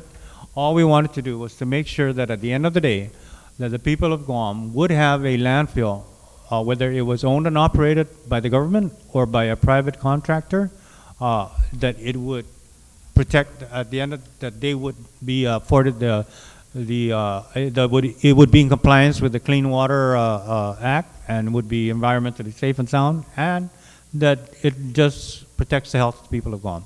Whether the government does it or whether they're a private company and then does it, I think that should be the flexibility that should remain. Thank you very much, Senator Bamba. On the proposed amendment by Senator Rector on page 5, Senator Tenori, you're recognized. Thank you, Mr. Chairman. Mr. Chairman, I object to the amendment, and for the reasons just given by the good Senator Bamba. We don't need to throw the baby out with the bathwash. We need to take care of making sure that we have the flexibility to look into the plausibility of partnerships, We need to be able to see that if there are opportunities for this government, we don't close the door on them by saying that, you know, we're going to lose middle-class jobs. Those middle-class jobs will be, whether they're in the private or the public sector, are going to be there. And the salaries that they demand are driven by the responsibilities, the skills, knowledge, and abilities of those individuals in those sectors, whether it be public or private. So, you know, I object to the amendment, and I ask my colleagues to not close the door on what I think Senator Bamba pointed out to very well, that one of the reasons we're at where we're at is because the government failed to do this in the first place. And that we need to, as much as possible, start to look at those areas where, to the extent it's reasonable, we can get away from things that the private sector is willing to do, and we can garner some of the benefits that detract from, or that come from that. So, you know, Mr. Chairman, I object to this amendment, and I ask my colleagues not to support it, and thank you. Thank you very much, Senator Tenorio. On Senator Rector's amendment, Speaker Pangilinan, you're recognized. Thank you very much. You know, Mr. Bamba, if the administration had just done what I had authorized in law a long time ago, we won't have this debate now with Mr. Rector. But I do have an amendment to the amendment which I think may allow us to move forward on this while resolving Senator Rector's concern of just allowing this blanket stuff. And that would be to just leave the words in there, but add the words after subcontractors. It's subcontractors, agents, or it's contractors, agents, or subcontractors approved by the legislature. So that if they're going to do this, they've got to bring it back down here. And we're very clear on that. So that they can't move forward, Matt. And again, it's to allow this financing to go forward, if that's going to be a contention and so forth. And I offer that as an amendment that would ensure that we don't allow blanket authority to go out and privatize this without bringing it down here for full disclosure and debate by the body. Speaker Pangilinan, just so that I understand your amendment, by the way, Senators, please try to ensure that we get these amendments in black and white. Just so that I understand, your amendment is to amend the amendment by Senator Rector to allow for the approval of the legislature. No, I'm sorry, Please. because his amendment was to strike it. Yes. So I couldn't add to it. Yeah. So if it fails, then Mr. I Chair, will prepare that. I will consider that a friendly amendment. I'll withdraw my amendment to add his amendment, if I can talk. Okay, on that movement, Senator Rector has withdrawn his amendment. Speaker Pangilinan, you're recognized. Yes, and I would propose then that we add the words after the word subcontractors. It would be it's contractors, agents, or subcontractors approved by the legislature. Yeah, Just so that there's Spirit clarification. of cooperation with Speaker Pangilinan, we don't have any objection to that. Just so that, Speaker Pangilinan, just so that in fact this understanding here, it would read on line 23 is contractors, agents, or subcontractors approved by Legislature in Guam. Now, are you referencing the contracts or the selection of the contractors? Because I think that's... Okay.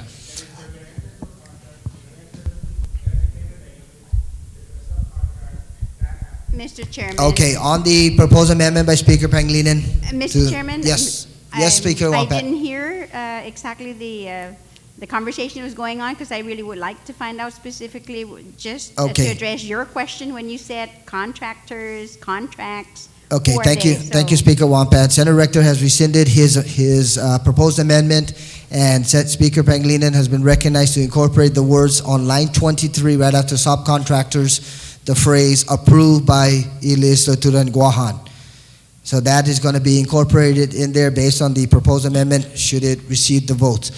On Speaker Pangilinan's amendment, any other comments, Speaker Pangilinan? Senator, I'm sorry, Speaker Wampat? I just wanted to find out is that are we going to approve and select the contractor? Wouldn't this go out as an RFP? Speaker Wampat, if I can ask Speaker Pangilinan to your question, please. Yes, Speaker Pangilinan. What it would be is that if the administration wanted to appoint a contractor, wanted to appoint an agent, or wanted to subcontract the operations of the Department of, or the Division of Solid Waste at the Department of Public Works, then that action has to be approved by the legislature. Speaker Wampat, does that address your question? Okay, so it's not only just approval, would it also include denial or rejection? It's just to, you know how this is like the administration would appoint a nominee and then we confirm. Would this be the same thing? I think that... No, there would be no default to approval here. Thank you. Speaker Wampat? Well, I just, I'm not quite too sure. My concern only is where we're going to interfere in the sense that we're going to be part of the process to select. And I, under the understanding that whenever there's an RFP that has been put out, that there would be hopefully a team of professionals who would then be able to evaluate it and select the best proposal. And upon doing that, then the amendment would mean that it would come to the legislature now then for approval. And it's not us making, it's not the legislature making the selection at all. It's just actually approving what was selected based on the RFP, and all we have to do now is just approve it. Thank you, Speaker Wampat. Speaker Pangilinan, Perhaps just a brief recess here to just clarify a couple of issues. I understand that Senator Bamba would like to recess also, Speaker Pangilinan. So a 10-minute recess.